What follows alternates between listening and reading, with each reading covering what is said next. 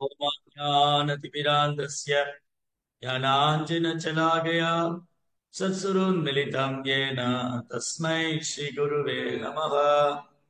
नमो विष्णुपादाय कृष्णप्रेष्ठाय भूतले श्रीमते भक्तिवेदान्त स्वामीति नामिने नमस्ते सारस्वती देवे गौरवाणी प्रचारिणे निर्विशेष शून्यवादी पाश्चात्य देशधारिणे जय श्री कृष्ण चैतन्य प्रभु नित्यानंद श्री अद्वैत गदाधर श्रीवासदि गौरभक्त वृंद हरे कृष्णा कृष्णा कृष्णा हरे हरे हरे राम राम राम हरे हरे।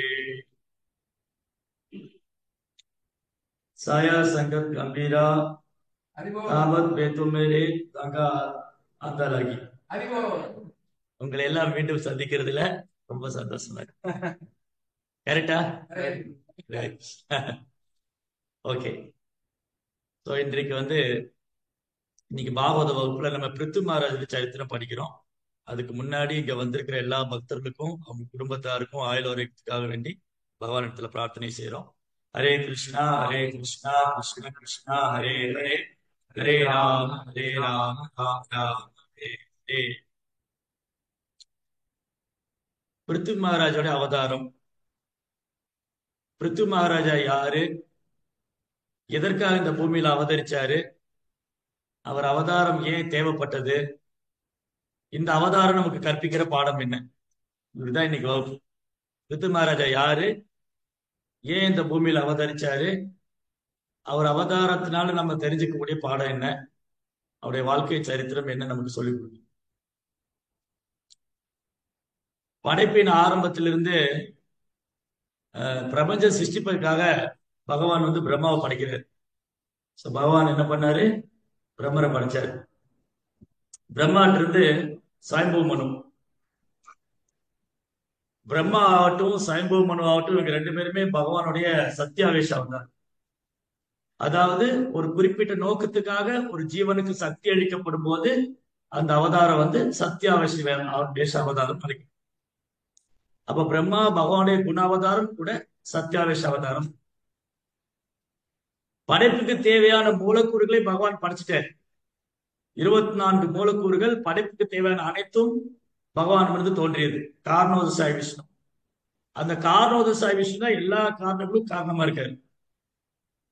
அந்த காரணோதசாய விஷ்ணுக்கும் மூல காரணம் பகவான் கிருஷ்ணர். அதான் கிருஷ்ணஸ்து பகவான் ஸ்வயம். கிருஷ்ணர் ஸ்வயம் பகவான். கிருஷ்ணர் ஸ்வயம் பகவானா இருக்கார். அப்புறம் காரணோதசாய விஷ்ணு வந்தாரு. கர்ப்போதசாய விஷ்ணு நாபிலிருந்து பிரம்மா. பிரம்மா என்ன பண்ணார், உயிர்வாளிகளா படைக்கிறார்.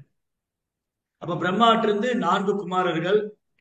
இந்த 4 குமாரர்கள் என்ன பண்ணாங்க, அவங்களுக்கு உயிர்வாளிகளை படைக்கிறதுக்கு இன்ட்ரெஸ்ட் இல்லை, அவங்க ஆர்வம் இல்லை. அவங்க பகவானுக்கு பிரம்மத்தை தியானம் பண்ணணும், அவங்க காட்டுக்கு போயிட்டார். அதுக்கப்புறம் ருத்ரன் வந்தார் பிரம்மாட்டு இருந்து. ருத்ரனுக்கு ருத்ரன் எந்த மாதிரி உயிர்வாளிகளை படிச்சாரு, பூதகணங்களை எல்லாம் படிச்சாரு. அதனால ருத்ரனை படைக்க வேண்டாம்னு ஸ்டாப் பண்ணிட்டாரு. ருத்ரன் என்ன பண்ணாரு, நீங்க உயிர்வாளிகளை படைக்க வேண்டாம். அதுக்கப்புறம் பிரம்மாவுடைய உடல்ல இருந்து சாயம்பூ மனு சத்வரூபா 2 பேர். சாயம்பூ மனு தான் மனித குலத்தின் தந்தை. அவர் தான் உயிர்வாளிகளுக்கு மனித குலத்துக்கு தந்தையா இருக்கு. சாயம்பூ மனுக்கு 2 பசங்க.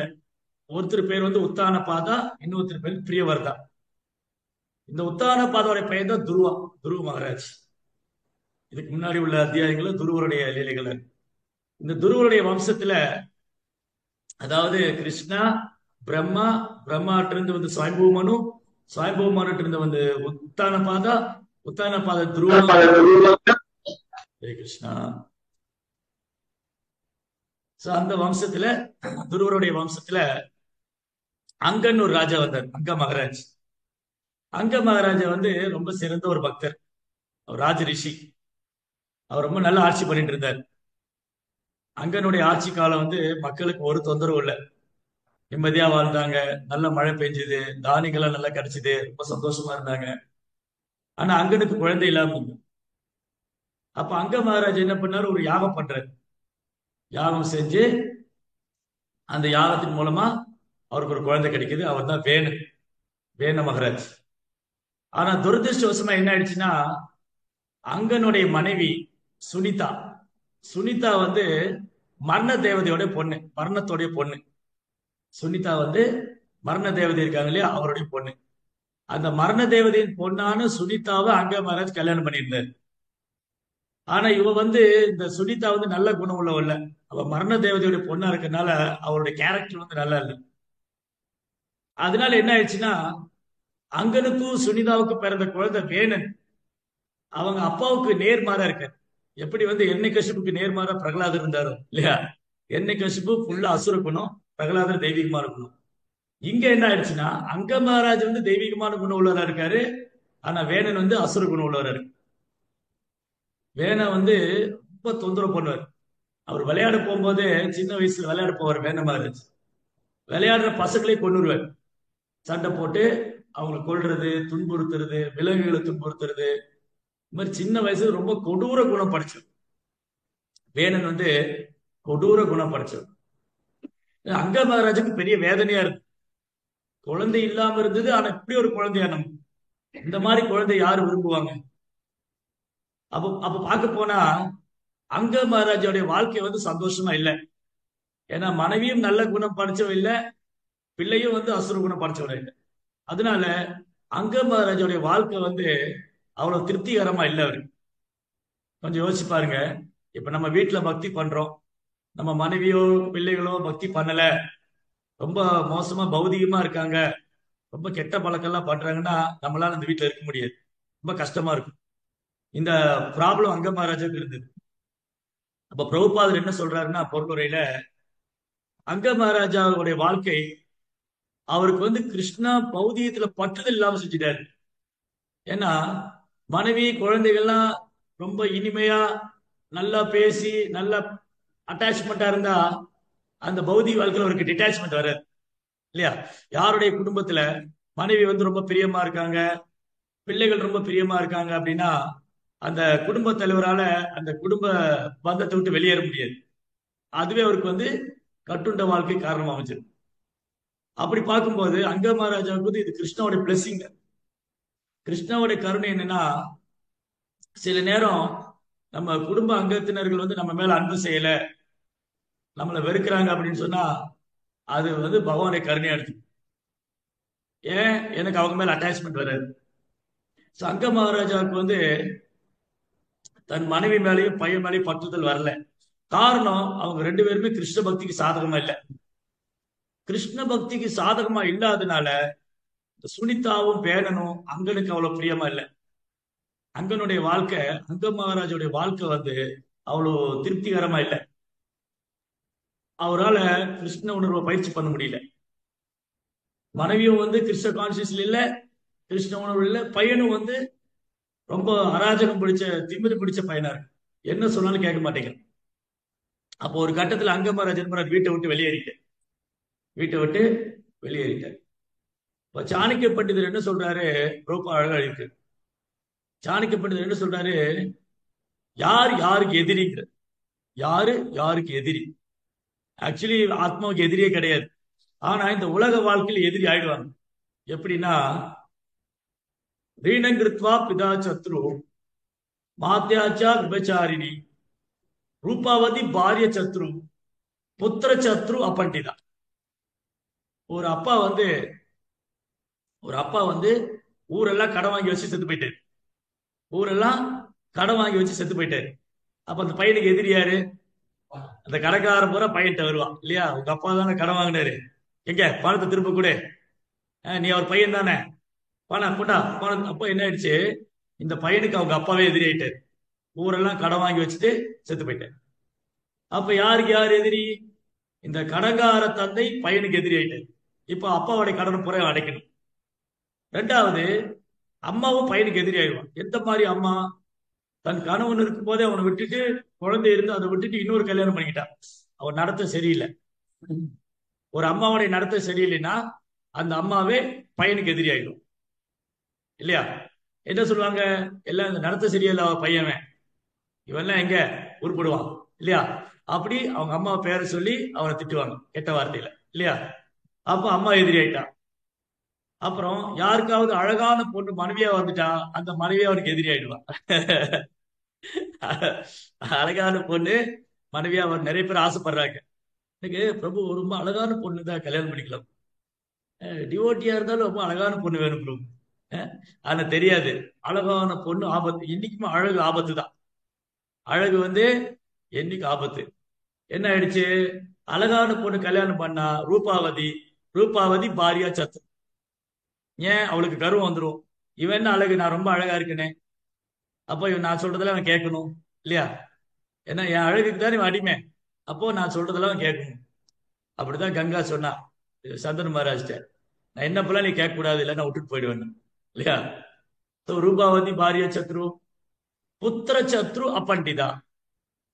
பெற்ற பையன் சாஸ்திர அறிவு இல்லாம இருந்தா அவன் தான் எதிரி. நம்ம ஒரு குழந்தையை பெற்றெடுக்கிறோம், அந்த குழந்தைக்கு சாஸ்திர அறிவு இல்லைன்னா அவன் தன்னையும் விடுவிச்சுக்க முடியாது, தன் பெற்றோரையும் விடுவிக்க முடியாது. அப்ப என்ன ஆயிடுறான்? அந்த பையனே அவங்க அப்பா அம்மாக்கு எதிரி ஆயிடும். அந்த மாதிரி அங்க மகாராஜோட வாழ்க்கை அவ்வளவு பிளீசிங்கா இல்லை, அவ்வளவு திருப்தியா இல்லை, சந்தோஷமா இல்லை. காரணம் என்னன்னா, இந்த மனைவியும் கிருஷ்ண கான்சியஸ்ல இல்ல, இந்த பையனும் கிருஷ்ண கான்சியஸ்ல இல்ல.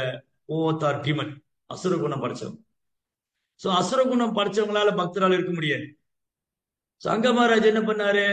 தன் ராஜ்யம், தன்னுடைய அரண்மனை, தன் சொத்து, தன் பிள்ளை, தன் மனைவி எல்லாத்தையும் விட்டு காட்டுக்கு போயிட்டாரு. கிருஷ்ணா அடைகிறதுக்கு காட்டுக்கு போயிட்டாரு. எனக்கு வேண்டாம் இந்த வாழ்க்கையை. இவங்க என்ன சொன்னா திருந்த மாட்டேங்கிறாங்க இல்லையா? சொல்லி சொல்லி பார்த்தா மூர்க்கனுக்கு உபதேசம் பண்ணா புத்தியே வராது, கேட்கவே மாட்டான். சொல்லி சொல்லி பார்த்தாரு, வேணா வேணா வேணா வேணா, கேட்கவே இல்லை. வேணும்னு கேட்கல, அவங்க அம்மாவும் கேட்கல. கடைசியில் என்ன பண்ணிட்டாரு அங்க மகாராஜா? நாட்டை விட்டு காட்டுக்கு போயிட்டாரு. அங்க மகாராஜா காட்டுக்கு போகணும்னு என்ன, இப்போ ஒரு ராஜா ராஜ்யம் பண்ணும்போது, அதாவது ஒரு சிறந்த பக்தர், ராஜ ரிஷி, ஒரு நேர்மையான ஒரு தலைவரா இருக்கும்போது என்ன ஆகும்னா, திருடர்கள் கொள்ளையர்கள்லாம் வாழை சுருட்டிட்டு பயந்து உட்கார்ந்துருப்பாங்க. அவருக்கு பயந்து வெளியில வர மாட்டாங்க. ஓ, வந்தா ராஜா தண்டிச்சிருவார், பனிஷ் பண்ணுவார் இல்லையா? இந்த நாட்டுல ஒரு சிறந்த தலைவர் இருந்தாரு வச்சுக்கோங்களேன், திருடர்கள் கொள்ளையர்கள் அயோக்கியர்கள்லாம் வாழை சுருட்டிட்டு உட்கார்ந்துருப்பாங்க, வெளியில வரமாட்டாங்க. அதே ராஜா இல்லாத சமயம் சௌரியமா போயிடும். ராஜாவே இல்லைன்னு வச்சுக்கோங்களேன், இவங்க எல்லாம் சகோதரமா வீதியில சுத்த ஆரம்பிச்சிருவாங்க.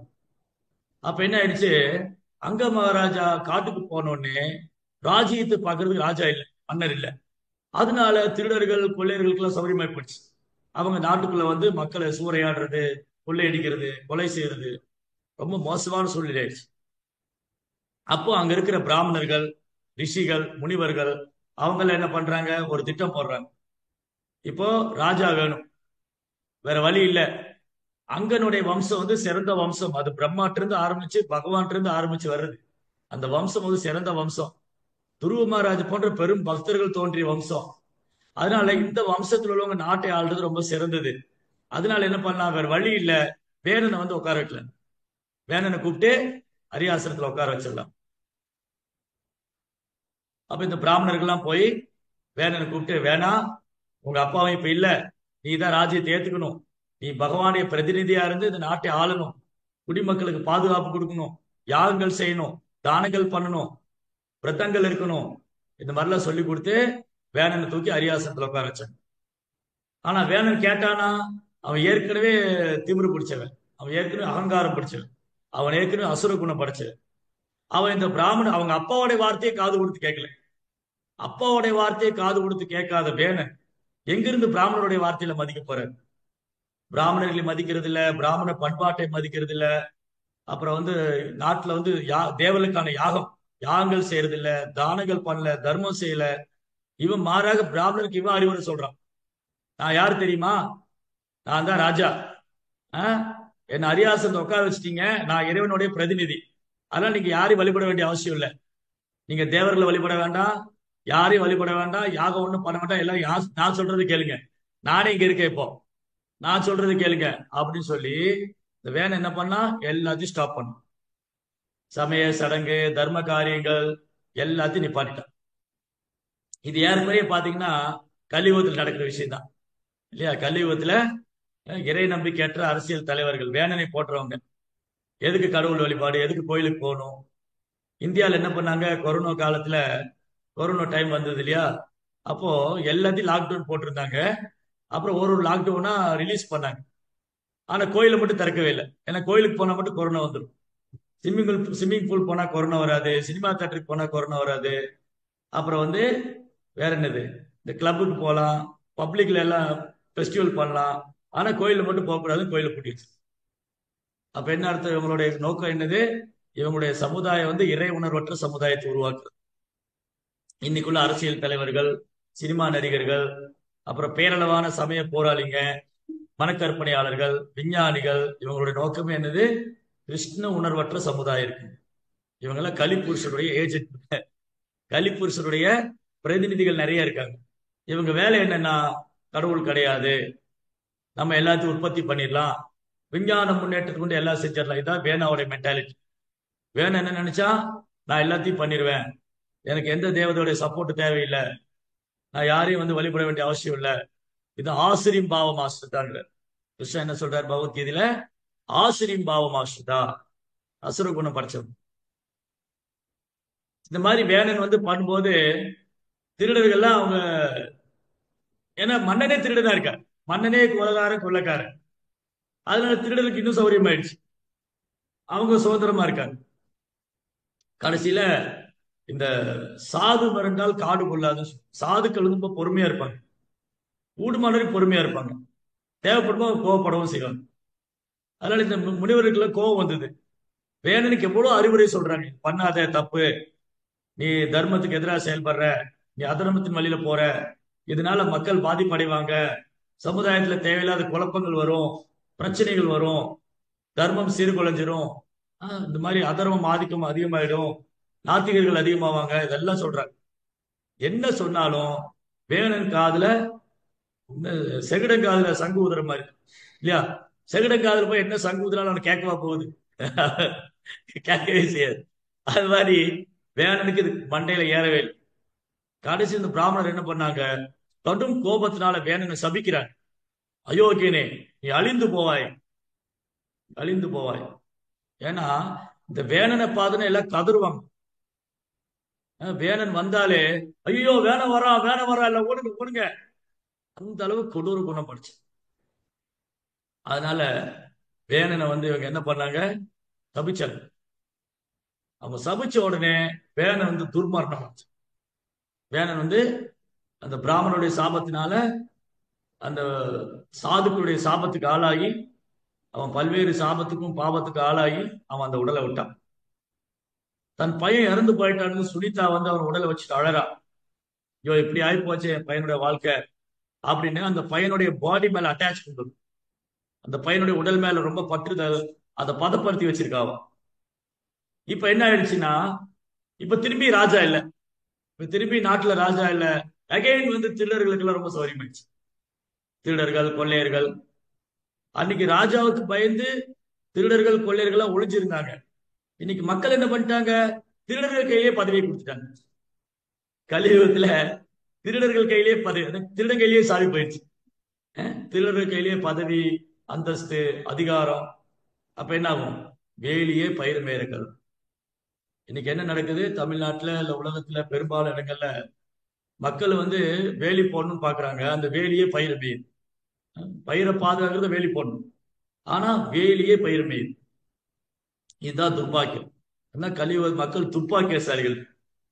பிராயணா பாயன் கலு அல்பாயுஸ் விகேஜனா வந்தாசு வந்த மதையும் வந்த பாக்கியம் பாத்துருதான். கலியுக மக்கள் எப்போ துர்பாக்கியசாலிங்க தான். அல்ப ஆயுசு, 100 வயசுனா அந்த 100 வயசு கூட, 100 வயசு அல்ப ஆயுசு தான், அது கூட வாழ முடியல. 40, 45, 50 செத்துப்பாரு இல்லையா? அல்ப ஆயுசு. மந்த புத்தி, சாஸ்திர அறிவு கிடையாது, சொல் புத்தி கிடையாது, சுய புத்தியும் கிடையாது, யாரை தேர்ந்தெடுக்கணும், யாரை எங்க உட்கார வைக்கணும் ஒண்ணும் தெரியாது. அதனால இப்படி கலியுக மக்கள் கூட துன்பத்தில் இருக்கு. சாஸ்திர அறிவு கிடையாது, மந்த புத்தி, துர்பாக்கியசாலி. பார்த்துருதான் எப்போ தொந்தரவுலயே இருப்பாங்க. 2 பேர் இருந்தாலும் சண்டை போட்டுக்கிட்டு, கணவன் மனைவி 2 பேர் தான் இருப்பாங்க, 2 பேர் சண்டை போட்டு இல்லையா? இதான் கலியுகம். அது மாதிரி வேணனுடைய பீரியட்ல அப்படிதான் இருந்தது. வேணன் வந்து இப்படிதான் பண்ணாங்க. அதனால என்னாச்சு, வேணன் இறந்து போனா. இப்ப திரும்பி திருடர்களுக்கு ரொம்ப சௌரியமாயிடுச்சு. ஓ, ராஜா இல்லையே, இப்ப நாட்டுக்குள்ள போலாம், திருடலாம், கொள்ளையடிக்கலாம், சூறையாடலாம், என்ன வேணாலும் பண்ணலாம். அப்ப திரும்பி பிராமணர்கள் யோசிச்சாங்க, என்ன பண்ணலாம் இப்போ? வேணனும் இல்ல, ஒரு ராஜ்யம் வேணும். ராஜ்யத்தை ஆள்றதுக்கு ஒரு நல்ல ஆகச்சிறந்த ஒரு இறைவனுடைய பிரதிநிதியா ஒருத்தர் வேணும். சோ மன்னர் அப்படின்னா, ராஜா அப்படின்னா மனித வடிவில் ஒரு தேவதை, பகவானுடைய ஒரு பிரதிநிதியா இருக்கு. மன்னர் எப்படி இருக்கணும்? பகவானுடைய பிரதிநிதியா இருக்கணும், ஒரு ரெப்ரஸன்டேட்டிவ். கிருஷ்ணாவோட ரெப்ரஸன்டேட்டிவ் தான் ஒரு கிங். அதான் ராஜ ரிஷி எல்லாம் ஆண்டிருக்காங்க காலத்துல. மாபெரும் ராஜ ரிஷிகள்லாம் இருந்திருக்காங்க. ராஜ ரிஷின்னா என்னது? ஒரு ராஜ்யத்துல தான் இருக்காங்க, ஆனா அது மேல பற்றுதல் கிடையாது. பகவானை பற்றி அழிந்த, பகவான் சேவையில் ஈடுபடக்கூடிய பக்தர்கள். அம்பரீஷர், ஜனகர், தசரதர், பிரகலாதர், துருவர், பரதர், எவ்வளவு ராஜரிஷிகள், எவ்வளவு ராஜரிஷிகளுடைய லீலைகள் வந்து அவங்களுடைய குணங்கள்லாம் பாகவதத்துல இருக்கு. இந்த இங்க அங்கன். சோ இப்படி இந்த பிராமணர்கள் என்ன பண்ணாங்க, வேணனுடைய உடலை கடைறாங்க. வேணனுடைய உடலை எடுத்து அந்த தொடையை கடைறாங்க. அப்ப வேணனுடைய உடலை கடையும் போது அது வந்து ஒரு அக்லியான ஒரு ஃபார்ம், ஒரு கருப்பான ஒரு குட்டையான ரூபம் வருது. கருன்னு குட்டையான ஒரு உருவம். அது என்னது? அது வேணனுடைய பாவகாரிகளா வருது. வேணன் செய்த எல்லா பாவங்களும் அவனுடைய கர்மங்கள்லாம் சேர்ந்து ஒரு உருவமா வந்து அவன் உடம்புல இருந்து வருது. அந்த உருவத்தை அவங்க துரத்தி விடுறாங்க. இந்த பிராமணர்கள்லாம் இங்க இருக்காத, நீ போ, நீ வந்து மேற்கு திசையை நோக்கி போ அப்படின்னு துரத்தி விட்டாங்க. இந்த பாரத பூமியில இருக்கக்கூடாது, நீ மேற்கு திசையை நோக்கி போ. வேணனுடைய எல்லா பாவகாரிகளும் பாவ குணங்களும் அந்த கர்மங்கள்லாம் சேர்ந்து ஒரு ரூபமா வந்தது. அதான் வந்து வெஸ்டர்ன் கண்ட்ரீஸ்ல சில பாகங்கள் வந்து அந்த மாதிரி கேரக்டர் உள்ளவங்க, பாவகாரிகளை செய்யறவங்க, மது அருந்துறவங்க, மாமிசம் சாப்பிடுறவங்க, தகாதும் சூதாட்டம் எல்லா பாவகாரியும் செய்யறவங்க. அப்படி ஒரு போர்ஷன் வந்து ஒரு பகுதி போயிடுச்சு. இப்ப திரும்பி வந்து வேணனுடைய உடலை கடையிறாங்க. சோ வேணனுடைய அனர்த்தங்கள்லாம், அவனுடைய பாவங்கள்லாம் போனதுக்கு அப்புறம் திரும்பி வேணனுடைய 2 கரங்களையும் அந்த பிராமணர் கடையும் போது அது வந்து 2 பேரு, ரொம்ப தெய்வீகமான ரூபம். வேணனுடைய உடல்ல இருந்து 2 பேர், ஒரு ஆண் ஒரு பொண்ணு, 2 பேரும் சூரியனை போல பிரகாசிக்கிறாங்க. அந்த பிருத்து மகாராஜ் அப்புறம் அர்ஷி. அர்ஷி வந்து மகாலட்சுமி, பிருத்து மகாராஜ் வந்து பகவானுடைய சத்தியாவேஷ அவதாரம். இப்போ இந்த அவதாரம் ஏன் தேவை இருக்கு? பிருத்து மகாராஜாவுடைய அவதார நோக்கம் என்ன? ஏன் பகவான் பிருத்து மகாராஜா அவதாரம் பண்ணாரு? இந்த அவதாரத்தோட நோக்கம் என்ன? ரொம்ப அழகா அடுத்தடுத்த சாப்டர்ல வந்து எக்ஸ்பிளைன் பண்ணிருக்காங்க. பிருத்து மகாராஜா அந்த உடல்ல, வேணனுடைய உடல்ல தோன்றிய பொழுதே எல்லா தேவர்களும் புரிஞ்சுக்கிட்டாங்க, இவர் பகவானுடைய சத்தியாவேஷ அவதாரம். பகவான் தன்னுடைய குறிப்பிட்ட நோக்கத்தை நிறைவேற்றுவதற்காக அவர் இந்த பூமியில அவதாரம் பண்றாரு அப்படின்னு தேவர்களா புரிஞ்சுக்கிட்டாங்க. சோ பகவானுடைய ஓரொரு அவதாரத்துக்கு ஒரு குறிப்பிட்ட நோக்கம் உண்டு. அது என்னது? ஜென்ரலா உள்ள நோக்கம் வந்து யதா யதா ஹி தர்மஸ்ய கிளானிர்பவதி பாரதா அப்யுத்தானம் அதர்மஸ்ய ததாத்மானம் சுஜாமியம். எப்பெல்லாம் மக்கள் தர்மத்திலிருந்து விலகி போறாங்களோ, தர்மஸ்ய கிளானிர் அப்படின்னா தர்மத்திலிருந்து விலகி போறது. எப்பெல்லாம் மக்கள் தர்மத்திலிருந்து விலகி போறாங்களோ அந்த நிலையை சரி பண்றதுக்காக பகவான் இந்த பூமியில நேரடியாக அவதரிப்பார்.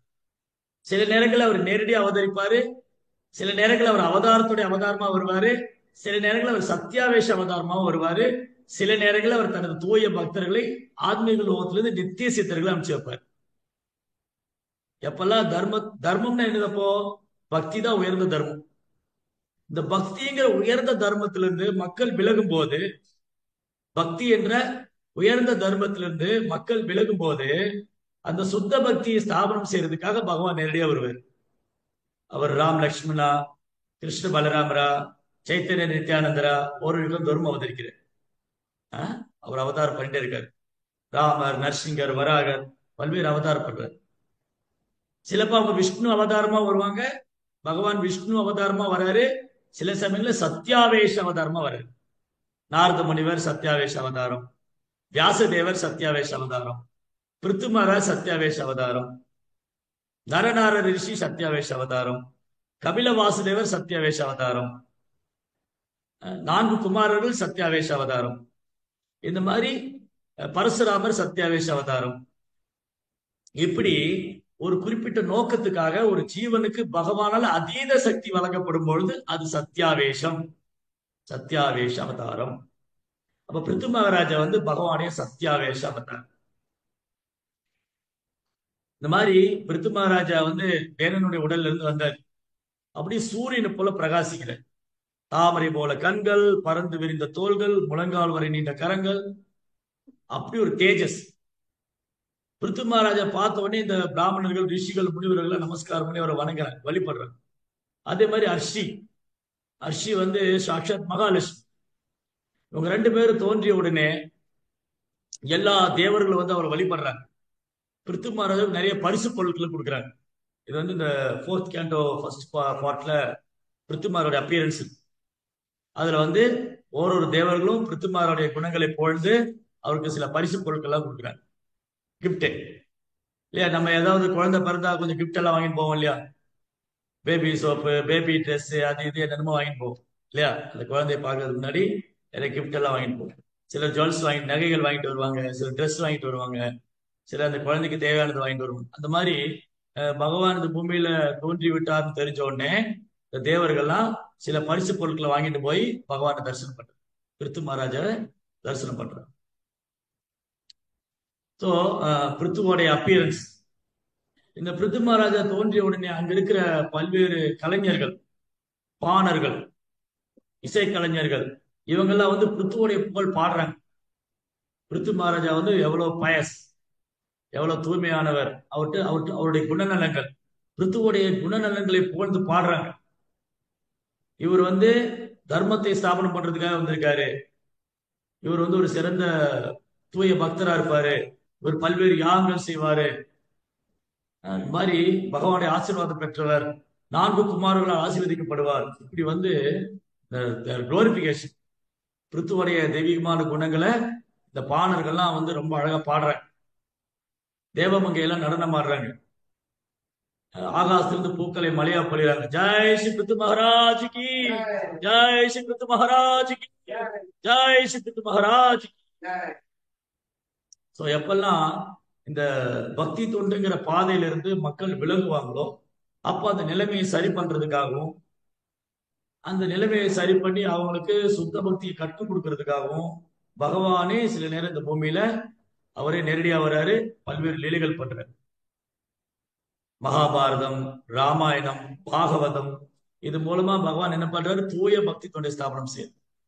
அது மாதிரிதான் பிருத்து மகாராஜாவும் இந்த பூமியில தோன்றி ஆகச்சிறந்த, அதாவது ஒரு லீடர் எப்படி இருக்கணும், ஒரு லீடருக்கான குவாலிபிகேஷன் என்ன. சோ இந்த எபிசோடு வந்து இந்த இடத்துல பாகவதத்துல ஒரு தலைவன் எப்படி இருக்கக்கூடாது என்பதற்கு வேணன் உதாரணம்.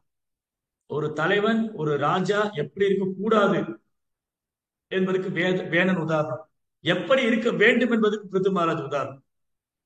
ஒரு நாடை ஆளும் தலைவன் அல்லது ஒரு ராஜா, ஒரு அதிகாரி, ஒரு தலைவர், ஒரு அமைச்சர் எப்படி இருக்கணுங்கிறதுக்கு பிருத்து ஒரு சிறந்த உதாரணம், எக்ஸாம்பிள் இருக்கு. சோ பகவான் மனித ரூபத்துல வரும்போது என்ன பண்றாரு, அவர் ஒரு ஸ்டாண்டர்ட் வந்து செட் பண்றாரு. ஏன் அந்த ஸ்டாண்டர்ட் செட் பண்றாரு, அவர் பகவானே மனித ரூபத்துல வரும்போது அவர் ஒரு தரத்தை வந்து நிர்ணயிக்கிறார். எதுக்காக, எல்லாரும் அதை பின்பற்றுவாங்க. யத்யதாதர்தி சேஷ்டா தத்த தேவோ தரோஜனா சயத் பிரமாணம் குருதே லோகஸ்ததனு வர்த்ததே. பகவான் என்ன செய்யறாரு எல்லாம் ஃபாலோ பண்ணுவாங்க. அப்ப பிருத்து மகாராஜா வந்து ரொம்ப நேர்மையான தலை சிறந்த மன்னரா விலகும் போது மக்களும் இயல்பா பக்தரா இருப்பாங்க. காரணம், யதா ராஜா ததா பிரஜா, மன்னன் எவ்வழியோ மக்களும் அவ்வழி. சோ மன்னன் சிறந்த பக்தரா இருக்கும்போது இயல்பாவே மக்களும் பக்தர்களா இருப்பாங்க.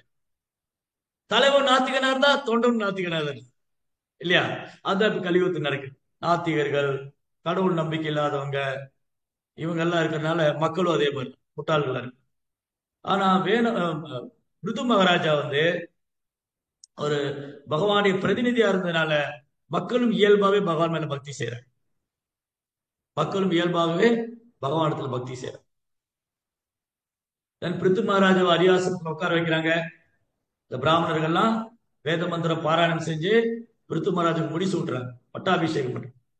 சோ பிருத்து மகாராஜும் அரிசியும் வந்து ராஜ்யத்தை ஏத்துக்கிறாங்க. ராஜ்யத்தை ஏத்துட்டு இந்த பிரபஞ்சத்தை ஆள்றார். பிருத்திவிராஜ் ஆட்சியில வந்து மக்கள் ரொம்ப சந்தோஷமா இருக்காங்க. ஆனா பிருத்திவிராஜ் பாக்குறாரு, பூமி வந்து சரியா தானியங்களை கொடுக்க மாட்டேங்குது. தானியங்கள், மூலிகைகள், காய்கறிகள் எதுவுமே பூமியில வரல. பூமி ட்ரையா இருக்கு. பிருத்திவிராஜ் ராஜ்யத்துல பார்க்கும்போது இந்த ராஜ்யமே வறண்டு போயிருக்கு. பிருத்திவிராஜ் அதுக்கான காரணம் என்னன்னு கண்டுபிடிக்கிறேன். ஏன் வந்து பூமி ஒண்ணு கொடுக்க மாட்டேங்கிறா? அதனால பிருத்திவிராஜுக்கு என்ன கோவம் வருது, நான் வந்து இந்த ராஜ்யத்தை ஆள்றேன், இந்த ராஜ்யத்துல என்னுடைய பிரஜைகள் சந்தோஷமா இருக்கணும், அவங்களுக்கு எந்த குறையும் இருக்கக்கூடாது அப்படின்னா தானியங்கள், காய்கறிகள், பால், பழம் இதெல்லாம் செழுமையா கிடைக்கும். ஏன்னா தானியத்தை நம்பிதான் இருக்கு இல்லையா? அன்னாத் பவந்தி பூதானி பர்ஜன்யாத் அன்ன சம்பவ யஜ்ஞாத் பவதி பர்ஜன்யோ யஜ்ஞ கர்ம சமர்ப்பவ. நம்ம எதை நம்பி இருக்கோம்? தானியத்தை நம்பிதான் இருக்கும். போல்ட் நட்டியும் டயரையும் சாப்பிட முடியாது இல்லையா? கம்ப்யூட்டர் ஸ்பேர் பார்ட்ஸையோ. நான் வேறு சாஃப்ட்வேர் இன்ஜினியரா இருக்கேங்க. அப்ப நீங்க நீங்க போய் உங்களுடைய இன்ஃபோசிஸ்ல போய் கம்ப்யூட்டர் ஸ்பேர் பார்ட் சாப்பிட்டுக்கீங்க, எப்படி முடியும்?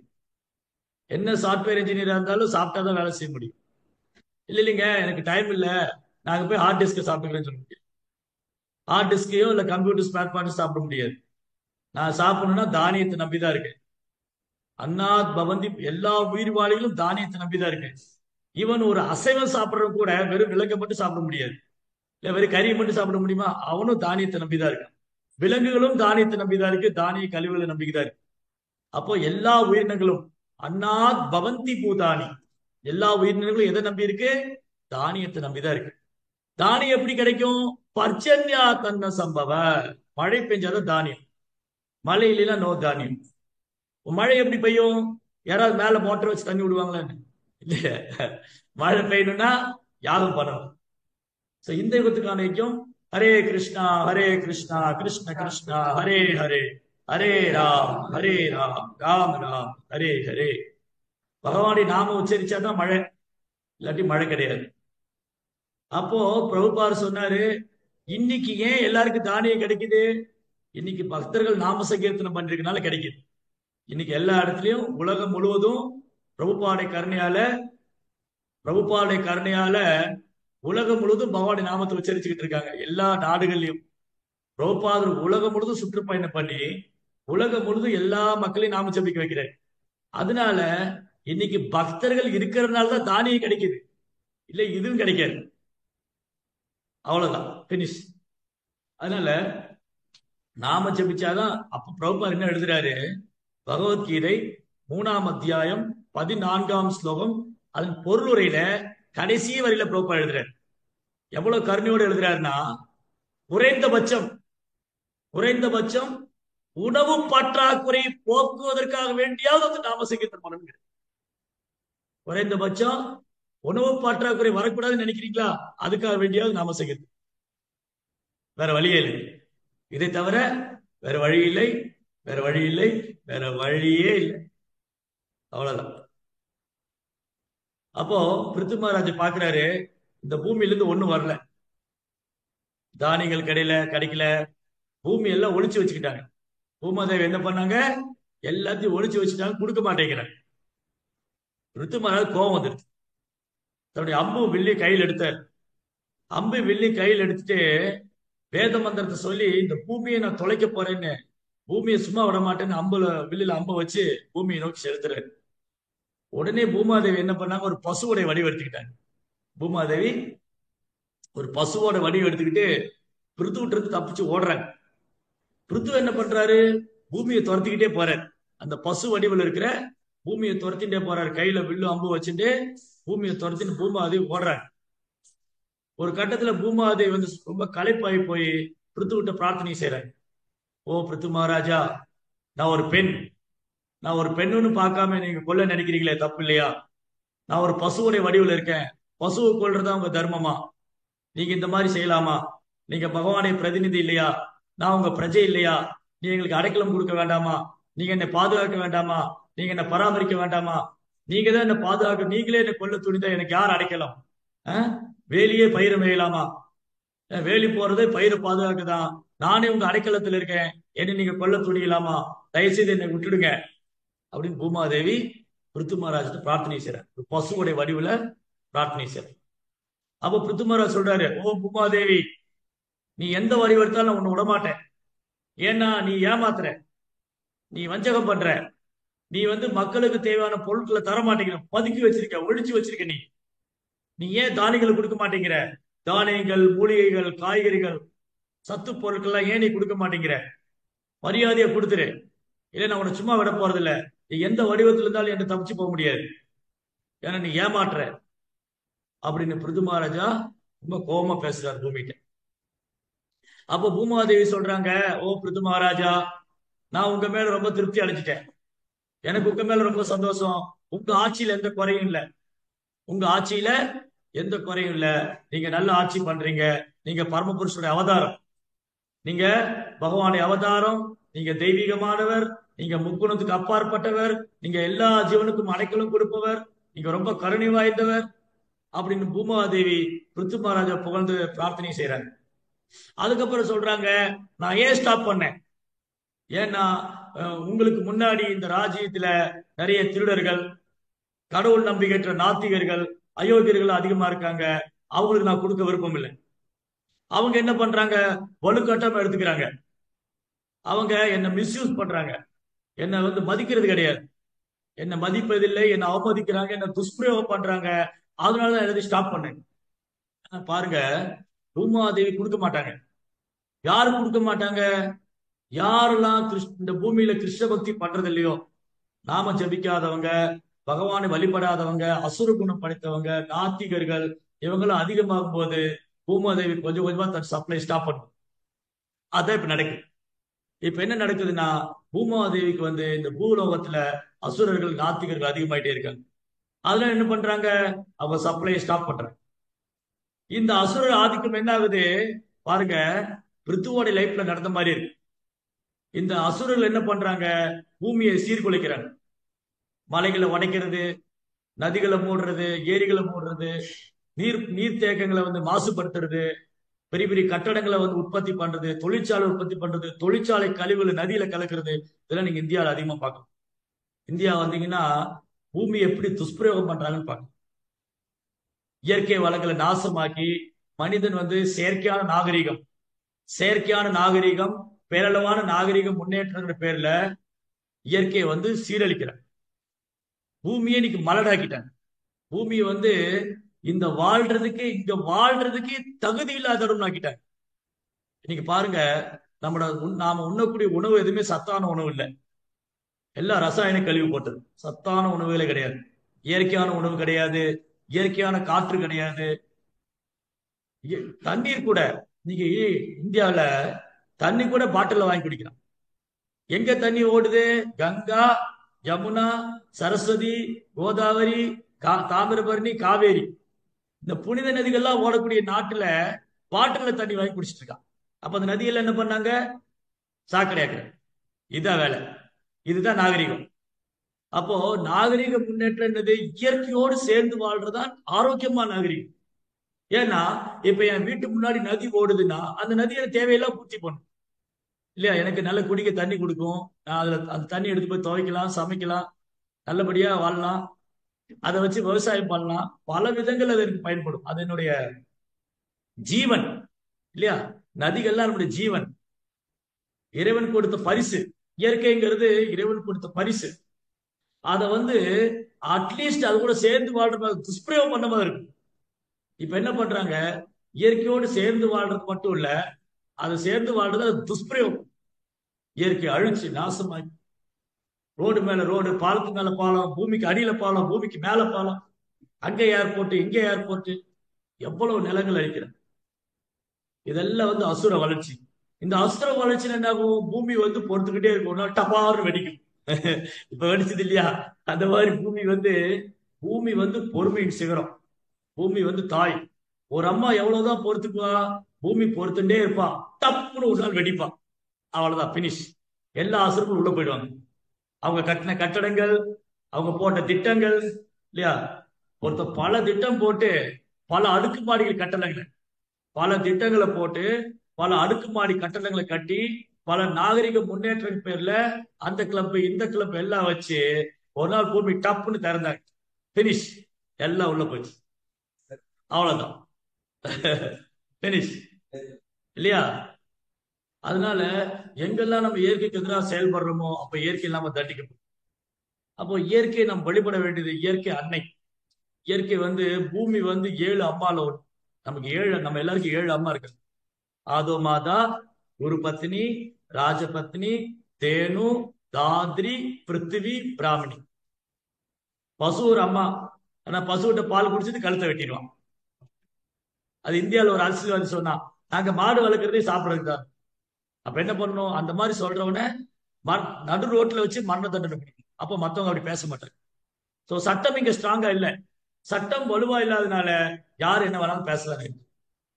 என்ன சட்டம் வரணும்? பசு மேல கைய வச்சா முதல் டெட் பாடி நீதான். நடு ரோட்ல நிறுத்தி அவனை தலையில கட்டி தொங்கிட்டு வெட்டணும். பசு எப்படி வெட்டுறாங்களோ அந்த மாதிரி நடு ரோட்ல கட்டி வச்சு அந்த சட்டம் கொண்டு வந்தா பசு மேல யாரு கை வைக்கணும்? இமிடியட்டா கொண்டு வரணும். பசு மேல யார் கை வைக்கிறாங்களோ, பூமியை யார் சீரழிக்கிறாங்களோ அவங்களுக்கு இமிடியட்டா பனிஷ்மெண்ட். அதே சமயம் பூமியை பராமரிக்கிறதும் விவசாயம் செய்யறதும் பசு பராமரி அரசு உத்தியோகம் கொண்டு வரும். அப்படி பண்ணா எல்லாரும் வேலைக்கு வருவான். இன்னைக்கு என்ன நினைக்கிறான்? பசுமாடு மேய்க்கிறதா, படிப்பில்லாதான் பசுமாடு மேய்க்க போவான். ஆனா எவ்வளவு உன்னதமானது! பசு 7 அம்மால ஒண்ணு. பெத்த அம்மாவுக்கு சேவைப்பட்டது கேவலமா நினைக்கிறதா பசுவுக்கு சேவைப்பட்டது. யார் ஒருத்தர் பெற்ற தாயை கேவலமா நினைக்கிறானோ அந்த மாதிரிதான் பசுவை கேவலமா நினைக்கிறான். பசு பால் கொடுக்குது. அம்மாவாவது 2 வருஷம் 1 வருஷத்தை பால் கொடுத்தா, பசு பிறப்புல இருந்து இறப்பு வரைக்கும் பால் கொடுத்துட்டு இருக்கு. அந்த பசுவை ஈவு இறக்கம் இல்லாம வெட்டணும். அப்ப பிரபுபார் கேட்டாரு, எந்த பூமியில பசு வதை செய்யப்படுதோ, பசு துன்புறுத்தப்படுதோ, எந்த பூமி நாசமாக்கப்படுதோ அந்த பூமியில இருக்கிற மக்கள் எப்படி சந்தோஷமா வாழ்வாங்க, நிம்மதியா வாழ்வாங்க, ஆரோக்கியமா வாழ்வாங்க? இதெல்லாம் அவங்களுக்கு கனவுதான். எந்த பூமியில இயற்கை பாதுகாக்கப்படுவதில்லையோ, எந்த பூமியில பசு வதை செய்யப்படுதோ அந்த நாட்டுல சண்டை சச்சரவு, உள்நாட்டு பூசல், வெளிநாட்டு பூசல், நிம்மதி இல்ல, தொற்று வியாதி எல்லாம் நித்தியம் செத்து செத்து வாழ்வாங்க. அதான் நடக்கும் இல்லையா? அப்போ பூமாதேவி சொன்னாங்க, இந்த மாதிரி உங்க ராஜ்யத்துல சில அயோக்கியர்கள்லாம் இருக்காங்க, அவங்க நாத்திகர்களா இருக்காங்க, அவங்க பகவான் வழிபடுறது இல்ல, என்னையும் மதிக்கிறது இல்ல, இந்த துஷ்பிரயோகம் பண்றாங்க, அதான் எல்லாத்தையும் நான் பதுக்கி வச்சிருக்கேன். இப்ப நீங்க வந்துட்டதுனால இவங்க எல்லாம் பயந்து போயிருக்காங்க. இப்ப நீங்க இதை பயன்படுத்திக்கலாம். நீங்க என்ன பண்ணுங்க, நான் இப்ப பசு வடிவில் இருக்கேன், கிட்ட இருந்து பால் கறந்து இதெல்லாம் எடுத்துக்கங்க. அப்போ பிருத்து மகாராஜாக்காக வேண்டி அப்ப பூமி தேவி என்ன சொன்னாங்க, உங்களுக்கு வேண்டி நான் கொடுக்குறேன், அவங்களுக்காக இல்ல. நான் அயோக்கியர்களுக்கு தரமாட்டேன்.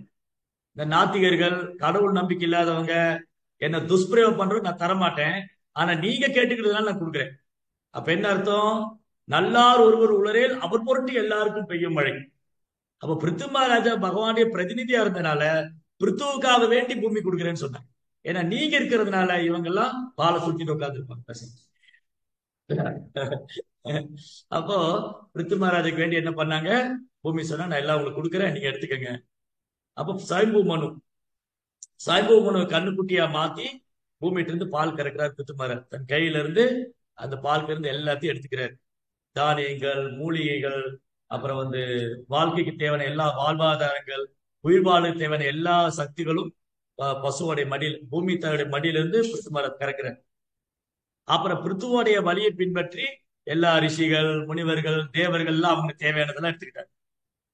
இந்த மாதிரி பிருத்து மகாராஜா ஒரு தூய பக்தராகவும் பகவானுடைய பிரதிநிதியாகவும் இருந்ததுனால ஒரு ராஜ்யத்துல திரும்ப செழுமையா இருக்கு. பொற்காலமா மாறியது. பஞ்சம், வறட்சி, பட்டினி, ஏக்கம், தாகம், கவலை எதுவும் கிடையாது. மக்கள் சந்தோஷமா இருக்கு. பிருத்து மகாராஜுடைய நிழல்ல, அவருடைய தாமரை பாது கொடைக்கு கீழே எல்லாம் ஆனந்தமா இருக்கு. இந்த மாதிரி ஒரு ஆட்சி தான் இன்னைக்கு வேணும். அதனாலதான் இன்னைக்கு உள்ள அரசியல் தலைவர்களுக்கு பாகவத கல்வி ரொம்ப ரொம்ப அவசியம். அதனாலதான் பிரகலாத் சொல்றாரு, 5 வயசுல இருந்தே இது அவசியங்கிறார். கௌமாரம் ஆக்கிறதே பிரக்யா தர்மான் பாகவதாயிக. இந்த பாகவத தர்மம் 5 வயசுல ஒருத்தர் சொல்லிக் கொடுக்கணும். From the age of beginning 5 years old. அதனாலதான் வேத காலத்துல இதெல்லாம் பாடத்திட்டமா இருந்தது. வேத காலங்கள்ல பகவத்கீதா, பாகவதம், ராமாயணம், மகாபாரதம் இது வாழ்க்கைக்கு தேவையான பாடம். நல்ல தலைமுறையும் நல்ல சந்ததியில் உற்பத்தி பண்ணக்கூடியது. இன்னைக்கு பௌதிக கல்வியால் எப்படி வளர்றாங்க? ராமாயணம் மகாபாரதம் படிச்சு வளர்ந்த குழந்தைகளுக்கும் பௌதிக கல்வி படிச்சு வளர்ந்த குழந்தைகளுக்கு வித்தியாசம் பாருங்க. இன்னைக்கு பௌதிக கல்வி படிச்சு வளர்ந்த குழந்தைங்க நாத்திகர்களாகவும் திமிர் பிடித்தவங்களாகவும் கர்வம் உள்ளவங்களாகவும் வளர வெறும் பணம் சம்பாதிக்கிறது மட்டும்தான் குறிக்கோள், புலனின்பம் தான் குறிக்கோள். அவங்க லட்சியமே புலனின்பம் தான். கடவுள் கிடையாது, ஒண்ணு ஆத்மா கிடையாது, ஒண்ணும் கிடையாது, எல்லாம் அனுபவிக்கணும், செத்து போயிடும். இதுதான் அவங்க தத்துவம். ஆனா பகவத்கீதா பாகவதம் இது படித்து வளரக்கூடிய குழந்தைகளுக்கு தன் வாழ்க்கை லட்சியம் என்னன்னு தெரியும். என்னுடைய மனித வாழ்க்கையின் ஒரே குறிக்கோள் பகவான் கிருஷ்ணனை அடைவது. நான் இந்த உடம்பு இல்ல, நான் ஆத்மா, நான் கிருஷ்ணனுடைய சேவகன்.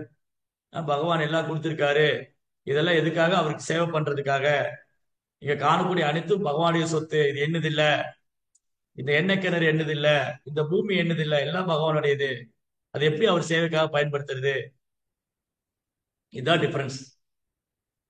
சாமா பிருத்து மகாராஜா வந்து இந்த மாதிரி ரொம்ப பியூட்டிஃபுல்லா ரூல் பண்ணார். அதனால பிருத்துவோடைய நேர்மையான ஆட்சி செங்கோல் ஆட்சியா இருக்கும். அதனால பிருத்து வந்து நல்ல ஆட்சி பண்ணதுனால பூமி திருப்தி அடைஞ்சு அவருக்கு தேவையான வளங்கள் எல்லாம் கொடுத்து. அதுக்கப்புறம் பிருத்து மகாராஜ் என்ன பண்றாரு? 100 அஸ்வமேத யாகம் பண்ண. 100 அஸ்வமேத யாகம். அந்த காலத்துல மன்னர்கள்லாம் அஸ்வமேத யாகம் பண்ணுவாங்க. அந்த யாகம் செஞ்சு அந்த யாகத்துல வந்து தேவர்களை மகிழ்விப்பாங்க. பரமபுருஷர் பகவானே மகிழ்ச்சி அடைவார். அப்ப பிருத்து மகாராஜா யாகம் செய்யும் போது பகவானே நேரடியா யாகசாலையில் தோன்றார். பிருத்து மகாராஜ் யாகம் பண்ணும்போது பகவானே நேரடியா அந்த யாகசாலையில் தோன்றார். வனமாலி கதி சாங்கி சங்கி சக்ரேஷ நந்தகி ஸ்ரீமான் நாராயணோ விஷ்ணு வாசுதேவோ பிரகக்ஷது. வாசுதேவ் கிருஷ்ணர் மழைக்காலத்து மேகத்தை ஒத்த நிறம், என்றும் வாடாத வைஜெயந்தி மாலை, மார்புல ஸ்ரீவஸ்டபுரி, கழுத்துல கௌசவமணி, மஞ்சள் நிற பீதாம்பராணி, தாமரை போன கண்கள், அப்படி 4 கரத்தோட சங்க சக்கர கதாபத்தோட அவரோட பிரம்மா, இந்திரா, சந்திரா எல்லா தேவர்களும் யாகத்துல தோன்றாங்க. பிருத்து மகாராஜ் யாகம் செய்யும் போது தேவர்களும் பகவானும் நேரடியா அந்த யாகசாலையில வர்றாங்க. எப்பேற்பட்ட யாகம் நடந்திருக்கு, எப்பேற்பட்ட பிராமணர்கள் செஞ்சிருப்பாங்க, எப்பேற்பட்ட மன்னரா இருந்து பிருத்து மகாராஜ் பகவானே நேரடியா வர்றாரு யாகசாலையில வந்து அந்த யாகத்துறை பிரசாதம் வாங்கிட்டு பிருத்துவை ஆசீர்வதிக்கிறார். இந்த மாதிரி 99 அஸ்வமேத யாகம் பண்ணாரு. 100வது அஸ்வமேத யாகம் பண்ணும்போது என்ன ஆச்சுன்னா, இங்கதான் கவனமா கேட்கணும். 100வது அஸ்வமேத யாகம் பண்ணும்போது இந்திரனுக்கு பயம் வந்துருச்சு. எங்கேயாவது பிருத்து மகாராஜ் தன்னுடைய பதவிக்கு வந்துருவாரோ? ஏன்னா இந்த பூமியில யாராவது 100 அஸ்வமேத யாகம் பண்ணா இந்திரனுடைய பதவி அடையும். இந்த பூமியில யாராவது மன்னர் வந்து 100 அஸ்வமேத யாகம் வெற்றிகரமா நடத்தி முடிச்சிட்டாங்கன்னா அவர் இந்திரனோட பதவிக்கு போயிடலாம். இப்ப என்ன ஆயிடுச்சு? பிருத்து மகாராஜா 99 யாகத்தை வெற்றியை நடத்தி முடிச்சிட்டாரு வெற்றிகரமா. அது அவ்வளவு சாதாரண விஷயம் இல்ல. ஒரு அஸ்வமேத யாகம் பண்றதுக்கே பெரும் சக்தி வேணும். பெரிய செல்வந்தரா இருக்கணும், அதீத பலம் படிச்சிருக்கணும், கற்றறிந்த வேத விற்பனர்கள் பிராமணர்கள் தங்கள்கிட்ட இருக்கணும், அந்த பிராமணர்கள் வேத மந்திரங்களை சரியா உச்சரிக்கணும், யாகம் பண்ணக்கூடிய இடம் தூய்மையா இருக்கணும், யாகத்துல போடக்கூடிய பொருட்கள் தூய்மையா இருக்கணும். இதெல்லாம் இருந்தது அஸ்வமேத யாகம் பண்றது சாதாரண விஷயம் இல்லை. அது சாதாரண மனிதனால பண்ணவும் முடியாது, பெரிய ராஜரிஷிகள் தான் பண்ண முடியும்.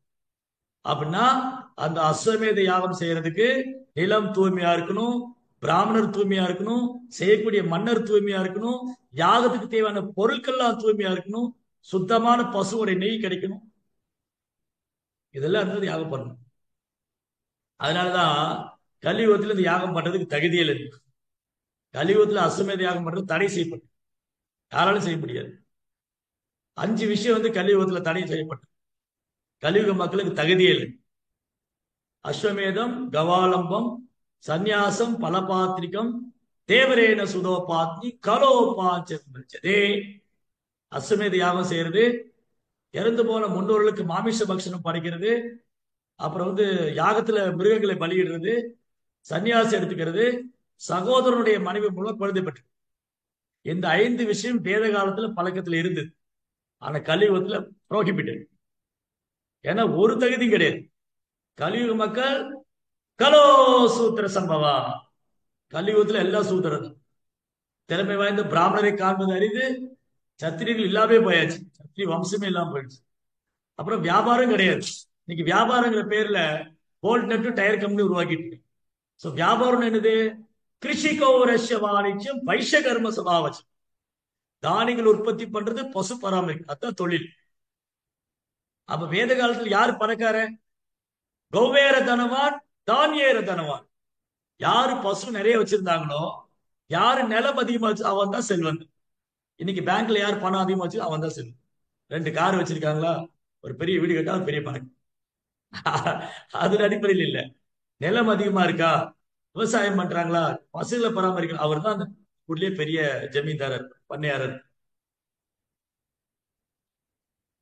அப்போ கலியுகத்துல எல்லாம் போயிடுச்சு. கலோ சூத்திர சம்பவா. கலியுகத்துல எல்லா தகுதி மக்கள் இழந்தாச்சு. வேற கதியே இல்லைன்னு ஆயிடுச்சு. கலியுக மக்களுக்கு வேற போகிறதுக்கு இடமே இல்லை. ஒரே ஒரு இடம் தான் இருக்கு. பகவானுடைய தாமரை திருப்பாதம் மட்டும்தான் இருக்கு. அதுக்கு பகவானுடைய புனித நாமம் மட்டும்தான் இருக்கு. ஹரே கிருஷ்ணா ஹரே கிருஷ்ணா கிருஷ்ண கிருஷ்ணா ஹரே ஹரே, ஹரே ராம ஹரே ராம ராம ராம ஹரே ஹரே. இதை தவிர கலியுக மக்கள் தங்களை விடுவிச்சுக்கிறதுக்கு வேற வழியே இல்லை. கலேர் தோச நிதிராஜ். கலியுகத்துல குற்றங்கள் குறைகள்லாம் சமுத்திரம் மாதிரி இருக்குன்னு. அரசியல்வாதி சரியில்லை, சினிமா நடிகர் சரியில்லை, மத போதகர் சரியில்லை, கோயில் சரியில்லை. இப்படி பேசினா விடிய விடிய பேசிட்டே இருக்கலாம். பெற்றோர்கள் சரியில்லை, பிள்ளைங்க சரியில்லை, ஆசிரியர் சரியில்லை, பள்ளிக்கூடம் சரியில்லை, இப்படி சொன்னா இரவு முழுக்க பேசினா தீராது. அதனால கலேர் தோச நிதிராஜ். ஓ நிதிராஜா, கலியுகம் குற்றங்களும் குறைகளும் நிறைந்தது. அப்ப என்ன பண்றது? கலேர் தோச நிதிராஜன். கலியுகத்துல நிறைய குற்றங்களும் குறைகளும் இருந்தாலும் அஸ்தி ஏக மகாத்மனா, ஆனா ஒரு நன்மை இருக்கு. கீர்த்தனாயவ கிருஷ்ணஸ்ய முக்த சங்கபரம் ஜே. பகவான் புனித நாமத்தை பாடி ஜபம் செஞ்சு ஒருத்தரே இந்த கலியினுடைய தாக்கத்திலும் தப்பிச்சுக்கலாம். அதனால பிருத்து மகாராஜ் என்ன பண்ணாரு? அவர் 99 யாகம் பண்ணிட்டாரு. 100வது யாகம் பண்ண போகும்போது இந்திரனுக்கு பயம் வந்துருச்சு. இந்த பிருத்து மகாராஜா வந்து எங்கேயாவது என்னுடைய பதவிக்கு வந்துருவாரோ. அப்ப பாருங்க, இந்த பூஜா லாப பிரதிஷ்டா. பூஜா லாப பிரதிஷ்டா என்னது? எல்லாரும் என்ன வழிபடணும், எனக்கு பதவி வேணும், பேர் வேணும், புகழ் வேணுங்கிறது இந்திரலோகம் வரைக்கும் பலன் விடாது, பிரம்மலோகம் வரைக்கும் பலன் விடாது. இந்த 14 லோகத்துல பிரம்மலோகம் வரைக்கும் போனாலும் பதவி, பேர், புகழ், ஆசையில இருக்கு. முக்குணத்துக்கு உட்பட்டவங்க. இந்த முக்குணத்துல இருக்கிற வரைக்கும், சத்வ ரஜஸ் தமஸ், இந்த 3 குணத்துல இருக்கிற வரைக்கும் நமக்கு இதெல்லாம் போகாது. இந்த அனர்த்தங்கள் இதெல்லாம் அனர்த்தம். என்னது அனர்த்தம்? எனக்கு பதவி வேணும், பேர் வேணும், புகழ் வேணும், செல்வம் வேணும், அது வேணும், இது வேணும். ஆனா என்ன வேணும் நமக்கு? பகவானுடைய தூய பக்தி மட்டும்தான் வேணும். இதை கேட்காம வேற எல்லாமும் கேட்டுட்டு இருந்தா நமக்கு அது கிடைக்காது. கிருஷ்ணன் என்ன பண்ணுவாரு? ஏதாமா பிரபத்தியந்தே தாம்ஸ்ததேவ பஜாமியம். ஒருவர் என்னிடம் எப்படி சரணடைகிறார்களோ அதற்கு ஏற்றால் போல பலன் அளிக்கிறேன். நம்ம சரணாகதி பொறுத்து கிருஷ்ணனுடைய பலன். அப்போ எனக்கு சுத்த பக்தி வேணும்னு கிருஷ்ணனை கேட்டா சுத்த பக்தி தருவாரு. எனக்கு பௌதிக வசதி வேணும்னு கேட்டா கிருஷ்ணன் அதை கொடுத்து பேசாம இருந்துருவாரு. பதவி வேணுமா? ஓகே, நீ இந்திரனோட பதவி ஆசைப்படுறியா? கிடைக்கும், கொடுத்துருவாரு. இந்திர பதவி கிடைக்கும், பேர் கிடைக்கும், புகழ் கிடைக்கும், எல்லாம் கிடைக்கும். ஆனா தூய பக்தி கிடைக்காது. கிருஷ்ணாட்ட வந்து என்ன கேட்டாலும் கிடைக்கும், பகவான் நாம சொன்னா என்ன கேட்டாலும் கிடைக்கும். ஆனா அல்டிமேட் கோல் வந்து கிருஷ்ண பிரேம், கிருஷ்ண பிரேமம். அதை விட்டுட்டு வேற எதுக்கு ஆசைப்பட்டோம்னா அதை மறந்துட வேண்டியதான். பகவான்கிட்ட திரும்பி போறத மறந்துட வேண்டியதான். சோ இந்திராவுக்கு அந்த ஸ்ட்ராங் டிசையர்.